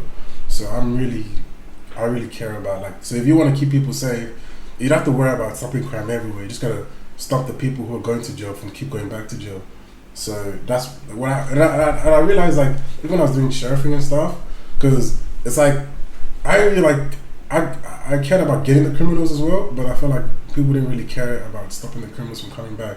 Because after you got judged, after somebody got sentenced, I stopped being a dickhead to you. Or I stopped being on your ass and shit, because I'm you're gonna go serve your time anyway. You know what I mean? You're gonna go serve your time. You did your shit, you did your crime. I want to make sure you don't come back. And by not coming back, we'll be like, oh, you're just trying to help them. No, I'm trying to help you, because by them not coming back, it means they're not committing crime and hurting you. You know what I mean? So I really want to work in be a community service officer as well, because I feel like that would be really good. And after this degree, I'm planning to do law as well. Yeah, so I don't know what I'm going to do with that yet, but I feel like it's just a natural progression. I hope you're not planning on having kids anytime soon. I am planning to have kids. Oh, really? Yeah, I want kids, bro. With all of this going on, I'm going to have kids. But I like just giving myself options. Yeah. Things to do. I have to have things to do, I like to keep myself busy. Me too, man. Yeah, because if I don't, I just fall on my laurels. That's when that's when the bullshit starts. That's when the dumb shit starts. I remember this good saying, it's idle hands is the devil's playthings. It's such a good saying. No, it's true. Yeah. I like keeping myself busy to the point where I don't know what to. Coming here is a problem. That's a good problem for me. Yeah, that's a good problem. But if I can come here any day, anytime, I'm probably also doing smoking weed every day, and I'm probably also ordering kebabs at 3 a.m. doing nothing. Getting fat shit. And I'm probably also playing video games 5 times more than I should. You know what I mean? Yeah, you know what I mean? Yeah. And I used to use video games and shit like that as an escape, Yeah. But then when you start when you have I just gave myself an unreasonable goal. All of this stuff, I'm not saying I'm gonna do it all, but I legit gave myself unreasonable goals. I give myself unreasonable expectations and things to solve. And those are actually not my biggest goals that I've just said right now. My biggest goals I only tell off camera. You know what I mean? But I feel that. Yeah. I give myself unreasonable goals, just like because like before, because I'm just like it keeps me occupied, but also it's like remember I told you what was that? Fuck, I lost my train of thought. We were talking about like I forgot my train of thought. I hate when that shit happens. Law enforcement, yeah. No, law enforcement. But hey, telling me, oh, you need to be doing stuff, yeah? Yeah. It's like, I give myself unreasonable goals, and I used to be distracted by video games, because I used to always think video games is just so much cooler and so much wilder than real life, yeah?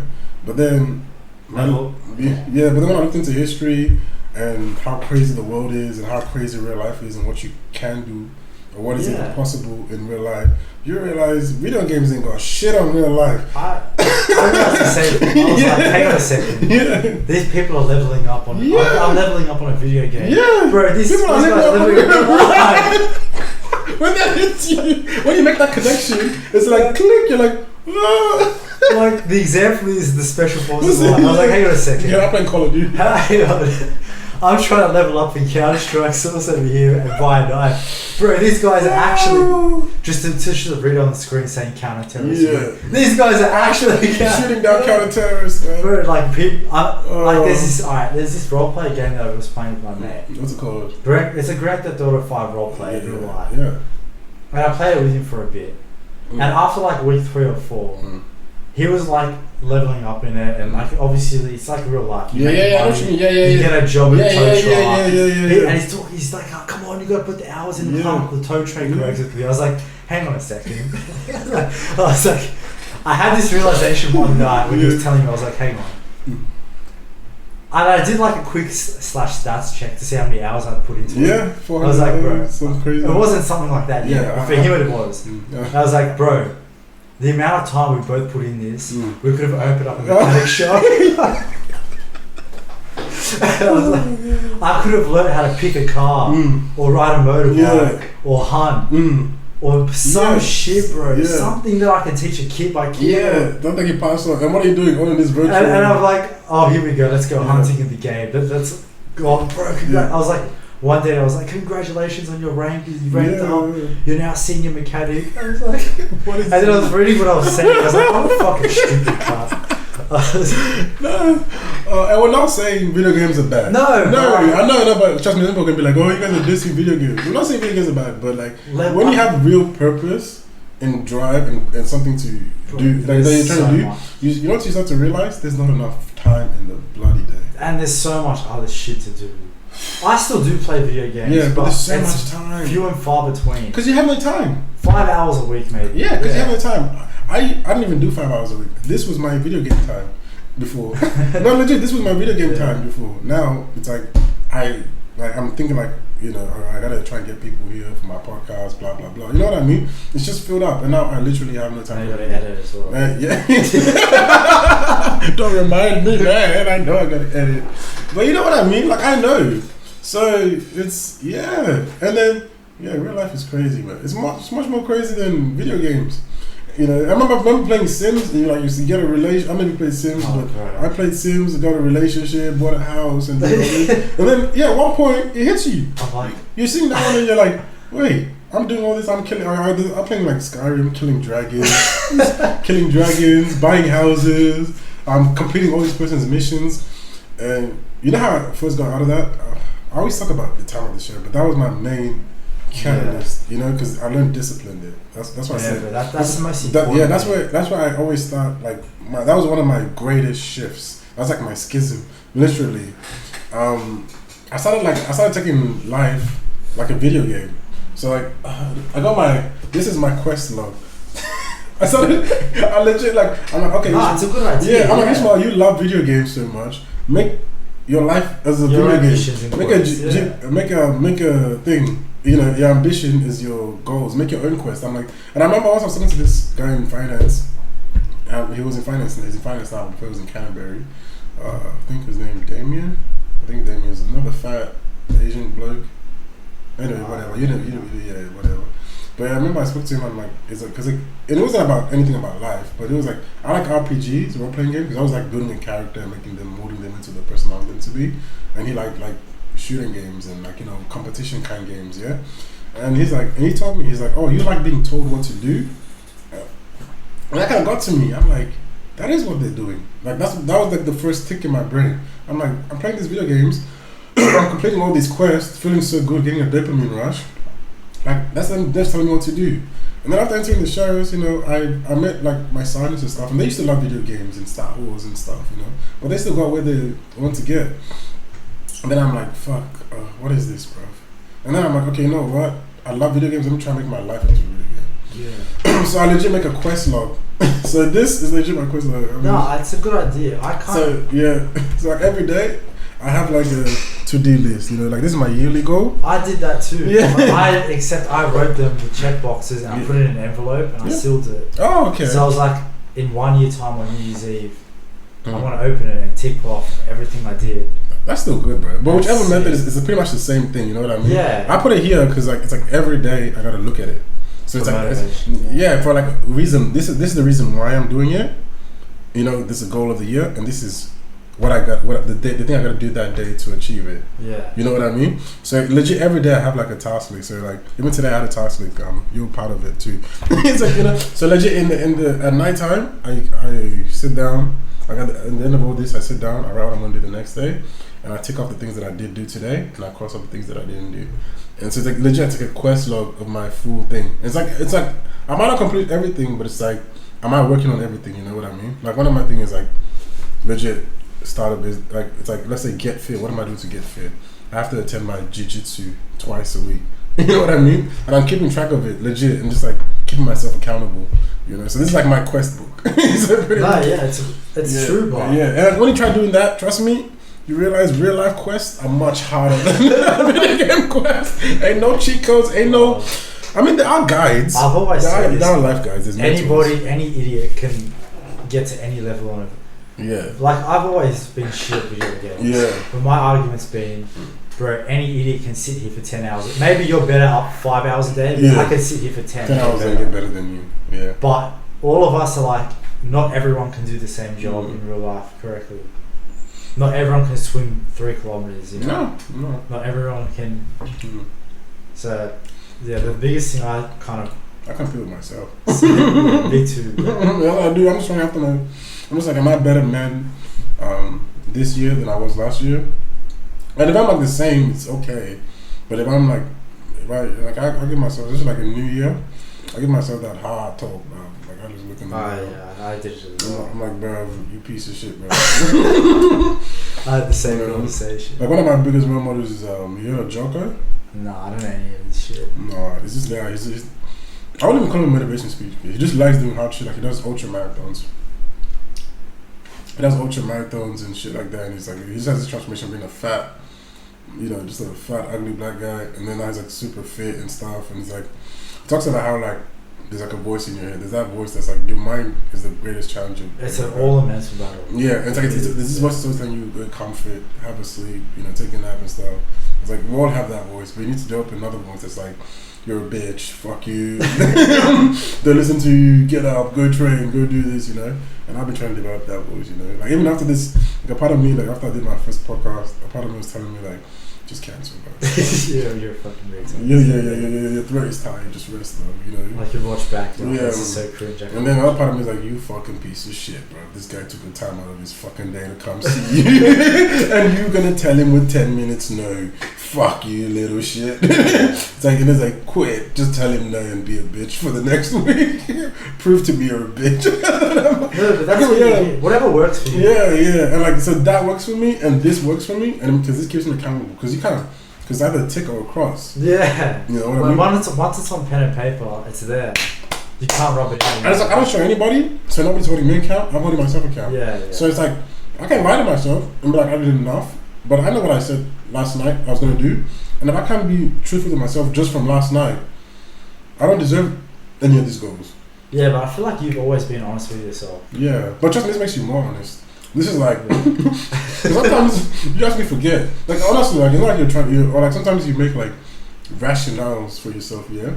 But when you writing this, yeah, and I look back like 3 days, and I had the same goal on the third day, on the third day that I had 3 days ago, and I haven't done it, it's like, it hits different. Because like you bullshit yourself, like you bullshit yourself. Like, you'll be like, oh yeah, I was just tired that day or something like that. But then you look back at what your day was, and you're like, I had nothing to do that day.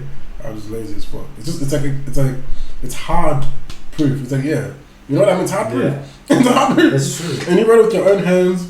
You didn't tell anybody. It's just you, your conscious, and your own words. But the biggest thing is you have no one else to blame except yourself. Yeah, no. When it's not on pen and paper, you can. Yeah, trust me, your mind is smart, bro. You can make some really pretty stories. I've done it before. Yeah, we all have. I've made up bullshit to myself. Yeah. Oh, it's the best. You know, it makes you feel so much better.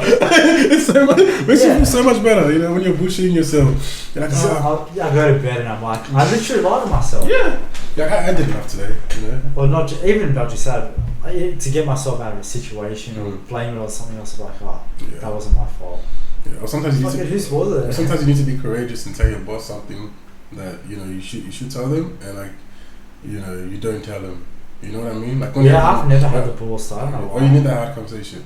Now I do, because as I told you, the sheriff is built that confidence. Before I used to never have the balls to do that, but now it's like after talking down people that will possibly stab you. If you could do that, talking about your boss about how I don't like this or something like that, or it makes you. That's why I said it's good for you. You know what I mean? Because it makes you like more confident in conflict situations, and you've learned to become comfortable in conflict. Yeah, that's the biggest like blessings I can say I've had. It's like I'm just like I can be comfortable in it. Like I'll be nervous, I'll hate it. Like I feel everything you feel, but then it's like I'll just settle into it. And I realize when you settle into conflict. Like sometimes it can kind of unnerve the person you're talking to, because they'll be like, "Nah, bro, I don't give a fuck." Blah, blah, blah. And you're like, "I understand you're in a distressful state right now." You know what I mean? But the way you're conducting yourself is making people uncomfortable. You know what I mean? And it's like you know what I mean? Just keep talking, just keep looking at them, and like even your tone. You don't talk like sometimes you raise your tone. You know what I mean? Just learn how to just communicate in conflict. Yeah. Just. Be in it, just embrace it, just hug it. It's like it's my teddy bear. And my problem has always been I've always been a yes man for a company. Oh yeah, me too. So this came up the other day actually. They were asking our complex case management Ashore, and a couple of people that have been there longer than me got asked, and they're like, "No, I don't want that pressure on my life." And I'm not eligible to even be there yet because you need to be working there for a certain amount of time, but. I was thinking in my head, if they ask me, the answer's like never gonna be. No. I've never said no to any boss, bro. I never called in sick at Canterbury once. I know you. I don't know why I've always just been yes. I used to be like you when I was before Canterbury. Before Canterbury, I think I was in KFC. The thing about me is when I realized that companies don't care. Use you. You know what I mean? And you can tell because there's there's a normal agreement. Of course, I'm your staff. I'm here to I'm selling my skills to you. It's fair, but there's a difference between that and you just using me, whichever kind of way, not taking into consideration my life and situation. Once I realized that, that's when I switched up. Yeah, that's when I became that thing, and that's the one thing I'm thankful about. But you have a really good heart, man. I'm telling you. I don't even think it's a good heart. It is, man. Trust me. Because I don't say yes out of empathy or because I want to do good by them. Why do you say yes though? I don't know. I just say yes because it's what's kind of instilled in me. Where do you think that comes from? I don't know. I can't even answer. I was asking myself this question because I generally don't say yes. For me, to be like the superstar of them, or even my job now, I haven't taken a single day off. Yeah, I don't know, man. I got COVID and they had to force me because I work from home, and I was like, I'll come because you know how you get the week off.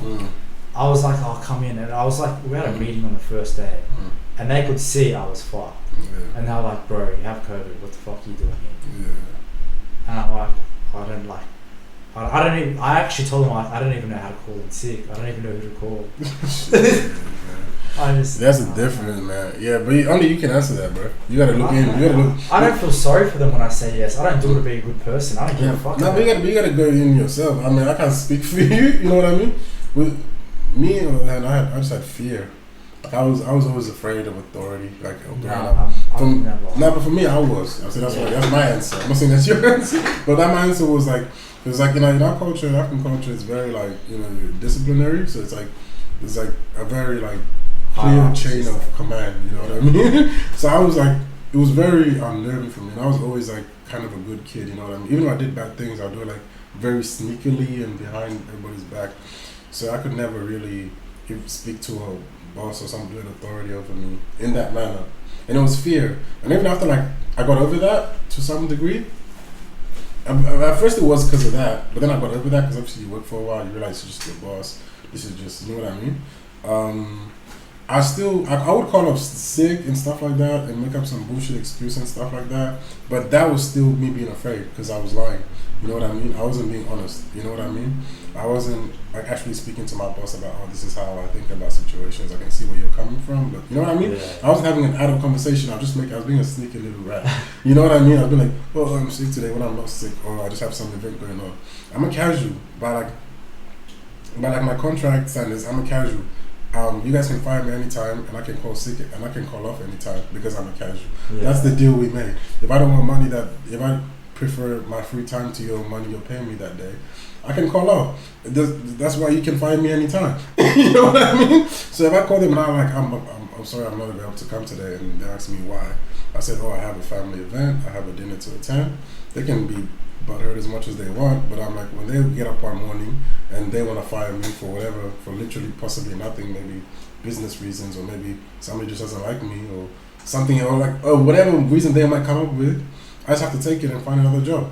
Yeah. you know what I mean? So this is my mindset, you know what I mean? But I knew all this, but I could never speak up to them like properly, and I realized at the end of the day it was fear. PTSD, maybe. It was fear, you know what I mean? And after I've been through a lot of stuff, I just grew that thing, you know. And the best example was my first job in Datacom. I had this boss who was like, I think there was the day before we had a lot of training, so I think my hours were a bit fucked up because I think there was a lot of IT issues happening with the computer. So I went to the office on time, everything on time, but I couldn't log in. The computer was acting up for a couple of 2-3 hours until they got it resolved and stuff. So I think a week later, because we have weekly meetings and stuff sometimes, or reviews or something, he comes up to me and he's like, oh, what is this, blah, blah, blah. He already forgot, so he's not being a dickhead. You know, he wasn't being mean or anything, but just like, oh, what is this? I can see your hours, your KPIs are way bad, what's happening, blah, blah, blah. And at first, even me, I had already forgotten. So you gotta, and he's showing me charts. You know what I mean? So it's you gotta see and for me I'm feeling how is this possible? You know what I mean? The pressure is building inside of me. I'm like, what the fuck? How am I this off? You know what I mean? It's oh my god, am I gonna get reprimanded? You know, all the thoughts are going through my head, the anxiety's going through. But then I'm just I just leaned into the conflict. I just let me come get a hug. I looked at it, and then I'm first is I just I went closer to him, and I looked at it, and I'm like honestly, I don't know what this is. You know, I'm I can tell you honestly, I've been on time the whole time. You know what I mean? I'm can we look a bit closer into it? You know, can we look at can we open I started asking him to do stuff can we look at the date and time and stuff that happened? And it's oh, okay, you know, I'll show you, you know. And he was a good guy. He wasn't being a dickhead or anything. He was just doing his job. You know, so I don't want to make it out he's some dickhead boss just lording over me. It's oh yeah, we'll see, you know. And then he started saying the day, and he started saying the time between between what time period and this time period, and then it clicked. And then I'm oh yeah, that was the day. Remember the day when we had all those IT issues and there was blah blah blah. And then he stops for a second and he's oh yeah, we had this thing going on. I'm oh yeah. And I'm yeah, and I instantly just the relief. And on the outside, it looked I was just cool and stuff. On the inside, I was panicking, and then I was just, whoo, you know what I mean? So that's what I mean about leaning into conflict sometimes, you know, because it really just helps you. Sometimes you might think this is an impossible thing to do, but when you lean into it and you accept it and you see it for what it is, sometimes you can handle it, you know. So that's and I can say how hardly I got that from the time at the sheriff's. And the audition would have been oh boss, I don't know, I was I'll just be look for a way out. I'll try and be make up some shit or I don't know, or I'll not say anything, I'll just cop it, you know, I'll just break. I would have broken out of that pressure. Yeah, so I feel you. Yeah. I respect that, man. Something for me to look into. Yeah, man. Wow, dude, can you believe? How long have we been going? I'm gone for 2 hours, man. Can you believe that? It doesn't feel like it, does it? No, I can believe it. Of course. I can't expect it coming into it. you did you expect? Because you saw all the other videos are like hours and hours. No, I just had the arrogance. I had the audacity. I just had a feeling that. Yeah. Oh man. If I could fucking, I came in thinking. Yeah. We we almost got fired a couple of times working in a fucking bar for the same bullshit. Yeah, walking around talking, man. Oh, now we're doing it for fun. Man, honestly, I knew this conversation was gonna be lit, bro. I love our conversations about morality and self-reflection. I feel like it's getting, as the years go on, it's getting better, but it is somehow.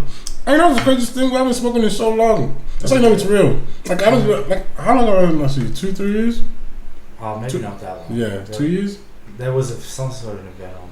Oh yeah, there was an event. I don't know, a year ago, maybe a year and a half. Oh man, I had a mental breakdown, so it felt a bit longer. Last year felt like 2. That shit happened. Oh my god. But yeah, no, the arrogance thing, you kind of had a feeling. When I came here, I was like, I set aside. I was like, I'm not gonna be here until 7:30. I think you're gonna have a bit of that because you're a fighter too. What? You know what I mean? Come from that fighting background, like you've been doing fighting most of your life. You have to have that belief that I can overcome anything. A bit of it has to be in you. Oh yeah. You know what I mean? I honestly, like this is gonna sound arrogant. I really don't want to come across as a cunt. I want you to. But I genuinely don't feel like there's anything that can break me ever. I just, what could ever happen? Like what? Yeah. I just don't. I used to have that feeling too, bro. Like maybe one day I'm gonna. No. Look, I've been humbled in life a lot. No, man. So maybe it's coming again. There's things in life that will help you. But I think just like you, man. It's like even though I've been humbled like greatly, even when I had my mental breakdown, something in me, like I say all these things like, oh, it's a possibility, and I say all these things like, oh, I may do it or whatever, but in my head I'm like, it's already done. I'm gonna do it. In my head I'm like, it's already done. But you came back from all those things, right? Yeah, I came back from it. Oh, See, dude, that's my point. Why would we sitting down talking? Exactly. So it's the same with me. Every time a problem comes up, you overcome it. It floors me for it. Yeah. For a short while, then I go back to the same bullshit habits. But now it's becoming so like repetitive that I know what the habits are. I'm like, alright, here we go. So for the next 2 weeks, I'm gonna do this. I'm gonna cry for sorry for myself and do blah blah, and then I'm gonna go ahead and go smoke blah blah for the next week, and then I'm gonna come back and play video games for 2 weeks, and then I'm gonna get over it. Dude, my cycle's a bit longer than yours. But like I have this cycle. Like okay, I had my disastrous crash last year. Yeah, I'm like okay, I'm gonna get depressed for like a couple of months. I'm gonna get out of depression. I'm gonna be like super productive for the next year or two to repent for me being useless. After 2 years, I'm gonna start getting arrogance because I'm working hard and now I'm becoming successful again and feeling like I'm powerful. When I get arrogant, I'm gonna start justifying my bullshit behavior again because I'm like I deserve it because I've been working hard. Oh, that's the biggest. We all do it. We've all done it before. But that's the most dangerous thing. And then you fall into your fucked up behavior. That's the start. That's the beginning of the end. And then that is the fall. That's the pit. And then you go in there and then you're doing your dumb shit. And then I ruin my life again in like after 4 or 5 years. I'll ruin my life again, and then I have to start to climb back up. And that's my cycle. So my cycle is like a 5-6 year cycle, bro. Same as me. That's why right now it's like even like that's one of the reasons why me personally started praying because it's like I gotta humble myself because it's like when my ego is fucking like my ego is like I don't know. You know what I'm talking about? Yeah. I was like, what I got certain points in my life. You just feel like you're untouchable. Everything I say is so smart. Like sometimes I'd say things and I'd like sit back in my head like, fucking smart. Man, like fuck, my ego's so wild, bro. It's okay. Man. Especially like, anyway, it's bad. We know ourselves. Everyone needs to get humble. Yeah, and the life will humble you, man. Yeah. Like the moment you think you're on the top, Like if praying does it for you, it did it for me to certain. Yeah, that's what it does for me, bro. That's how I started off as well. Yeah. I went through a rough point. Yeah. I can't even remember what bullshit happened. I bring it up. Yeah, it's alright. Whatever it is. Yeah. Because now you're going through your other. I've made that many mistakes. I can't count anymore. But at that point, that phase that I was going through, I remember specifically thinking to myself, I need to find strength for patience. Yeah. And I need to get through this and humble myself. Yeah. And then I turned to praying, and it actually worked. Yeah, it humbles you, because I'm like, bro, I gotta put my head on the ground. You know what I mean? Like you're like, I'm so big. But not just that, it teaches you discipline. Oh yeah, because you have to like do this. And you understand what you're saying throughout there. Yeah. And you're asking for forgiveness. Yeah. And then all the shit you've done comes back, and then you start reminiscing. You start feeling like a shit person. Yeah. And then you get motivated. I know how. And it humbles you. Works. Yeah, it humbles you. You know. So for me, that's why I'm holding on to it, because like I know myself, man. I know, like, legit, like right now, because the shit just happened recently, and I just finally like came out of depression in November. Yeah. I know that right now I'm feeling good, decent, yeah. But I know like a year and a half from now, let's say, if I, because my goal right now with this podcast is I want to just make like consistently fortnightly uploads to the end of the year. If I do that successfully, my ego is gonna shoot off the roof. It's gonna shoot off the roof, and then if I graduate, it's gonna start shooting it up. It's gonna start going higher. If I start accomplishing these my yearly goals, bro, and then after like 2 years, I'm gonna have completely forgotten about what has happened. This thing, and then I'm just be like, fuck it up, man. I just always knew I was the type of person where I never wanted a lot of money. No, it's not about money. I would actually fuck my life over because I wouldn't know. I feel like I have a somewhat good heart, so I'll throw it out in the wrong places, and I'd get myself into more problems. I'm not a greedy cunt, you know what I mean? I know what you mean, but when you're saying this, but I'm just thinking about it. I feel like my problems are becoming more like. I remember when I was a sheriff, when I had like power, I used to be nervous. Not like I'm gonna abuse it, but I'm just like, I don't deserve this. You know what I mean? I don't deserve this kind of authority. I'm an idiot. I'm like, who am I to be doing this and telling you this and stuff? And the more like as I'm getting in life and like I'm getting like I feel like I'm getting more money and stuff like that.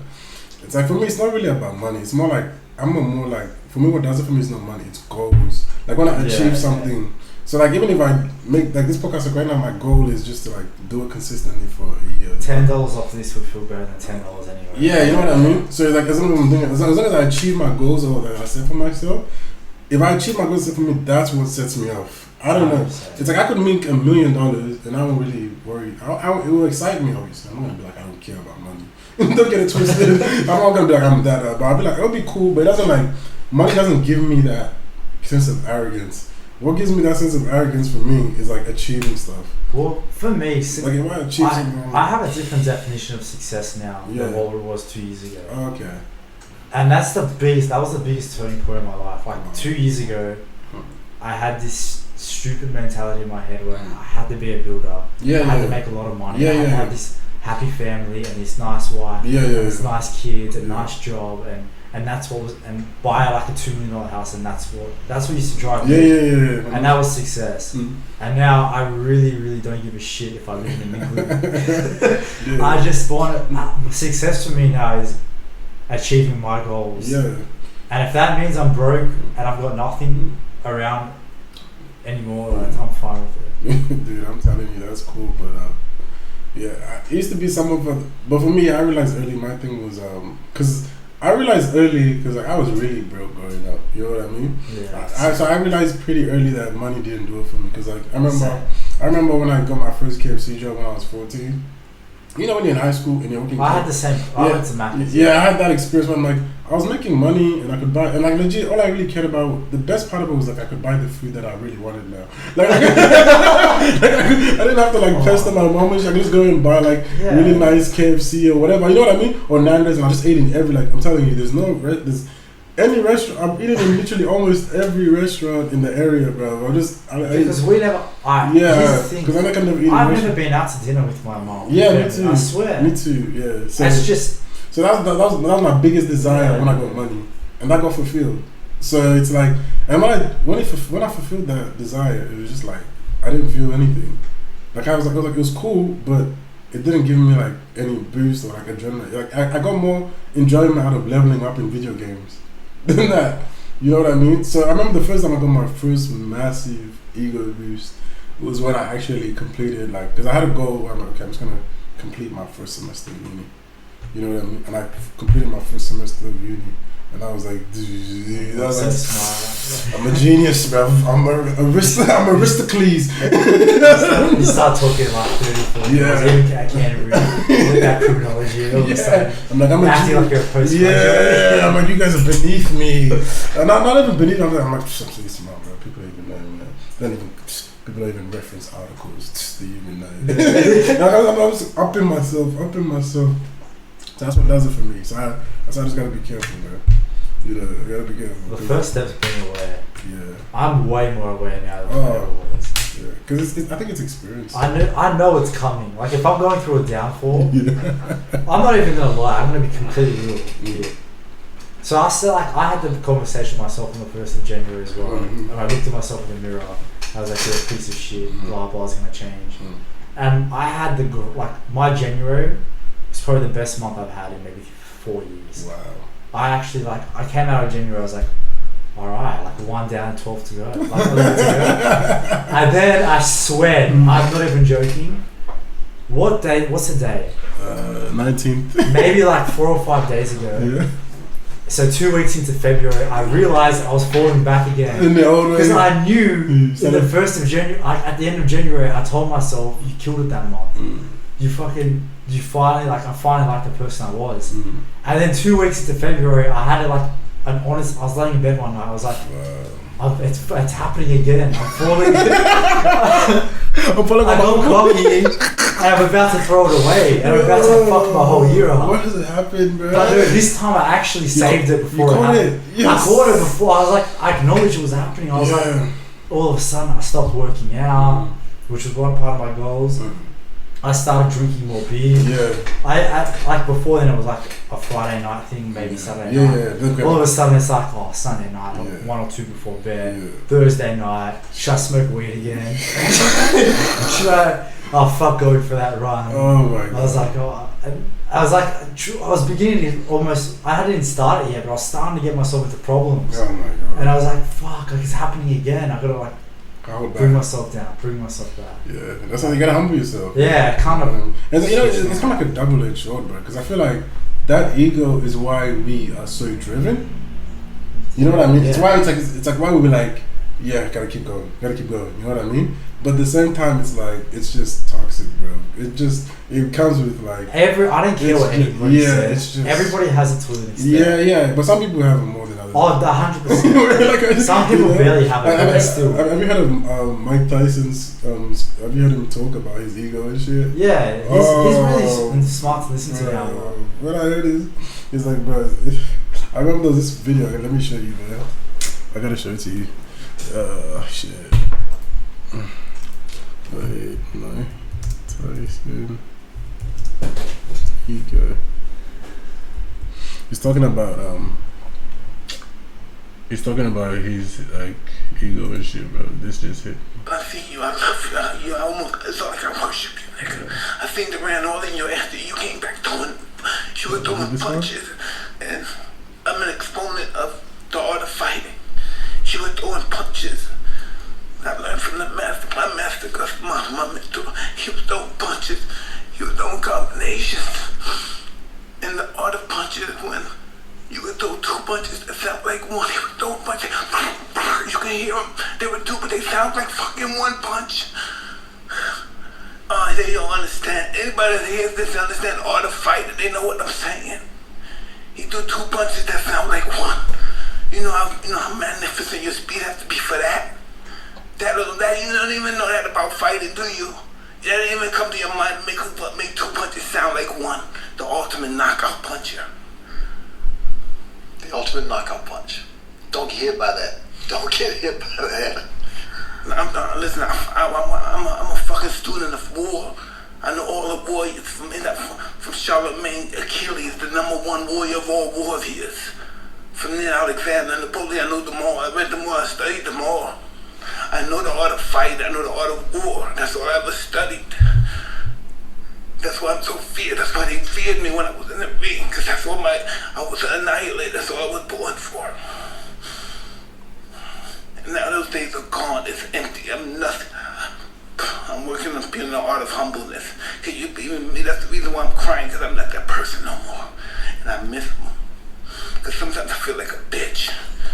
Because I don't want that person to come out, because if he comes out, hell is coming with him. And it's not funny at all. It sounds cool, like I'm a tough guy. It's just, I hate that guy. I'm scared of him. That's it's like my we all fall, maybe not to that extent. Yeah, I know. But we all Yeah. fall victim. Yeah. Like, I'm sure 9 out of 10 Yeah. people that were in his situation Yeah. would have the of same course. problem. Yeah, it's kind of referencing what we're talking about, you know what I mean? Well, So, yeah, he came broke as Yeah. well, and all of a